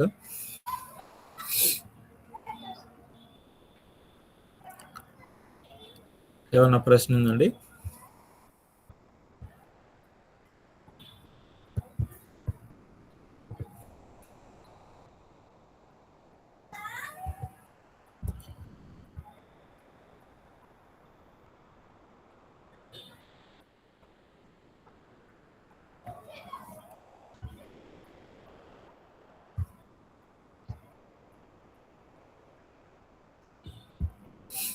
ఓకే, మౌనం అర్థాంగీకారం అంటారు. కాబట్టి మీరందరూ మౌనంగా ఉన్నారు కాబట్టి ఏ క్వశ్చన్స్ లేవు అనుకుంటున్నా. సమయం కూడా అయిపోయింది. కాబట్టి వెరీ ఆల్ ద బెస్ట్ మీకు అందరికీ. ఈ కోర్స్ని పూర్తి చేయండి. చెప్పే సంగతులన్నీ కూడా జాగ్రత్తగా నోట్ చేసుకోండి. ఇవి మీకు మీ జీవితంలో చక్కగా ఉపయోగపడతాయి. ఏవైనా సందేహాలు మళ్ళా మీకు కనుక పుట్టాయంటే సహోదరులు మీకు అందుబాటులో ఉన్నారు కాబట్టి ఆయన మీ ప్రశ్నలకు సమాధానాలు ఇస్తాడు. కాబట్టి ఎప్పుడైనా మళ్ళా దేవుని చిత్తమైతే నాకు అవకాశం ఇస్తే, బ్రదర్కి ఈరోజు కొంచెం వేరే ప్రాంతం వెళ్ళే ఇది ఉంది కాబట్టి ఆయన ఈ అవకాశాన్ని ఇచ్చారు. కాబట్టి మళ్ళీ ఏదైనా అవకాశం జరిగితే మళ్ళీ మేము ఇంటికి వస్తాం. అంతవరకు సెలవు. ప్రార్థన చేసుకొని ఈ కార్యక్రమాన్ని ముగించుకుందాం. ప్రేమ కలిగిన మా ప్రియ పరలోకపు తండ్రి, ఈ యొక్క సాయంకాల సమయంలోనైనా మీ బిడ్డలుగా అనేక మందివి ఈ యొక్క తరగతి ద్వారా, ఈ యొక్క కోర్సు ద్వారా సమకూడి మీ గ్రంథం చెప్పే సంగతులను, అలాగే ఈ గ్రంథం నిజమైందో కాదో అని అనేక రుజువులను చూడగలిగినటువంటి సంగతులను మేము చర్చించుకోగలిగాం, అలాగే వాటిని వివరించుకోగలిగాం. అలాగే నాయన రెండవ పాఠంగా మీ రాజ్యాన్ని గురించి, మీ రాజ్యం యొక్క ఉనికి ఎలా ఉంటుంది అనే సంగతులను, మీరు ఎన్నిటిపైన రాజుగా ఉన్నారో, ఎన్నిటిపైన అధికారిగా ఉన్నారో చూడగలిగే అవకాశం మీ గ్రంథం నుంచి మాకు ఇచ్చారు. అందుకు స్తోత్రాలు తండ్రి. అయినా ఏది ఉన్నప్పటికీ విశ్వాసం అనేది నిరీక్షించబడి వాటి యొక్క నిజ స్వరూపము అదృశ్యమైనవి ఉన్నవాటికి రుజువు. కాబట్టి చివరికి మమ్మల్ని కంటికి కనపడని దాన్ని మేము విశ్వసించాల్సిన అవసరం ఉంది, జరగని దాన్ని నమ్మాల్సిన అవసరం ఉంది. కాబట్టి ఎన్ని విషయాల్లో, ఎన్ని సంగతుల్లో మేము అలాంటి నమ్మకాన్ని పొందగలిగాము మీ గ్రంథం చెప్పే సంగతుల మీద అనేది ఈరోజు మా ముందున్నటువంటి సవాలు. కనుక తండ్రి, నిజంగా నమ్మితే మేము చూస్తాం, మీ గుణలక్షణాలు ఏంటో చూస్తాం. మా జీవన విధానంలో మీరు మాకు ఇచ్చినటువంటి అత్యంత విలువైన సంగతులు ఏంటో మేము చూడగలుగుతాం. కాబట్టి అటు విశ్వాసాన్ని మాకు దయచేయండి నాయన. అలాగే మీ రాజ్యం గొప్పది కనుక, మీ రాజ్యం శాశ్వతమైనది కనుక, మీ రాజ్యం అన్నిటిపైన అధికారం కలిగింది కనుక మీ ఆధీనంలో ఉంటేనే మాకు మేలు జరుగుతుందని మాకు అర్థమవుతుంది. కాబట్టి మీ కుమారుడైన యేసుక్రీస్తు వారిని రాజుగా పెట్టినటువంటి క్రీస్తు సంఘం అనేటువంటి రాజ్యంలో మేమందరం సభ్యులుగా ఉంటూ, మీ అధికారంలో, మీ కుమారుని ద్వారా ఇవ్వబడినటువంటి శాసనాల్లో, జీవపు నియమాల్లో మా జీవితాన్ని దినదినం అభివృద్ధి పరచుకుంటూ సహాయం దయచేయదని వేడుకొంచు. ముఖ్యంగా ఈ తరగతులను ప్రారంభించి కొనసాగిస్తున్నటువంటి మరి సహోదరుడు సురేష్ గారిని బట్టి, ఆయన కుటుంబాన్ని బట్టి మీ కృతజ్ఞతలు చెల్లిస్తున్నాం తండ్రి. మరి తన సతీముని అనారోగ్య విషయాలను బట్టి కూడా ప్రార్థిస్తున్నానైనా ఆవిడకి కావాల్సిన ఆరోగ్యానికి కావాల్సిన పరిస్థితులను మీ కృప ద్వారా దయచేయండి. మంచి చికిత్స పొందగలిగే అవకాశం దయచేయమని వేడుకుంటూ ఉన్నాం. అలాగే నాయన ఈ తరగతులను మరి అంగీకరించి ఈ విధంగా మరి సమయంలో కూడుకుంటూ వాక్యాన్ని నేర్చుకోవడానికి ఇష్టపడిన ప్రతి బిడ్డను, ప్రతి యవనస్తులను, యవనస్తురాలను, ప్రతి సహోదరుని మీ కృపలో జ్ఞాపకం చేసుకోండి తండ్రి. మీ గ్రంథాన్ని ఉన్నదన్నట్టుగా పరిశీలించి అర్థం చేసుకునే భాగ్యానికి ప్రతి ఒక్కరిని కూడా బలపరచమని, వారి కుటుంబ పరిస్థితుల్లో వాక్యాన్ని నేర్చుకునేటట్లుగా తండ్రి వారి వాతావరణాలు నింపమని వేడుకోవచ్చు. మీ రాజ్యాన్ని నిరంతరం వెతికే బిడ్డలుగా ఉండేటకు కృప చూపుతారని వేడుకోవచ్చు. సమస్త భారాన్ని మీ చేతులకు అప్పగించుకుంటాం. తిరిగి కలుసుకునేంత వరకు క్షేమము, భద్రత, సమాధాన, ఐక్యతలతో నింపుతారు. మా ప్రభువును మా రక్షణాదులైన యేసుక్రీస్తు వారి పరిశుద్ధ నామం పక్షంగా ప్రార్థన అడిగి వేడుకొంచున్నాము తండ్రి. ఆమేన్. ఆమేన్. వందనాలండి. వందనాలండి.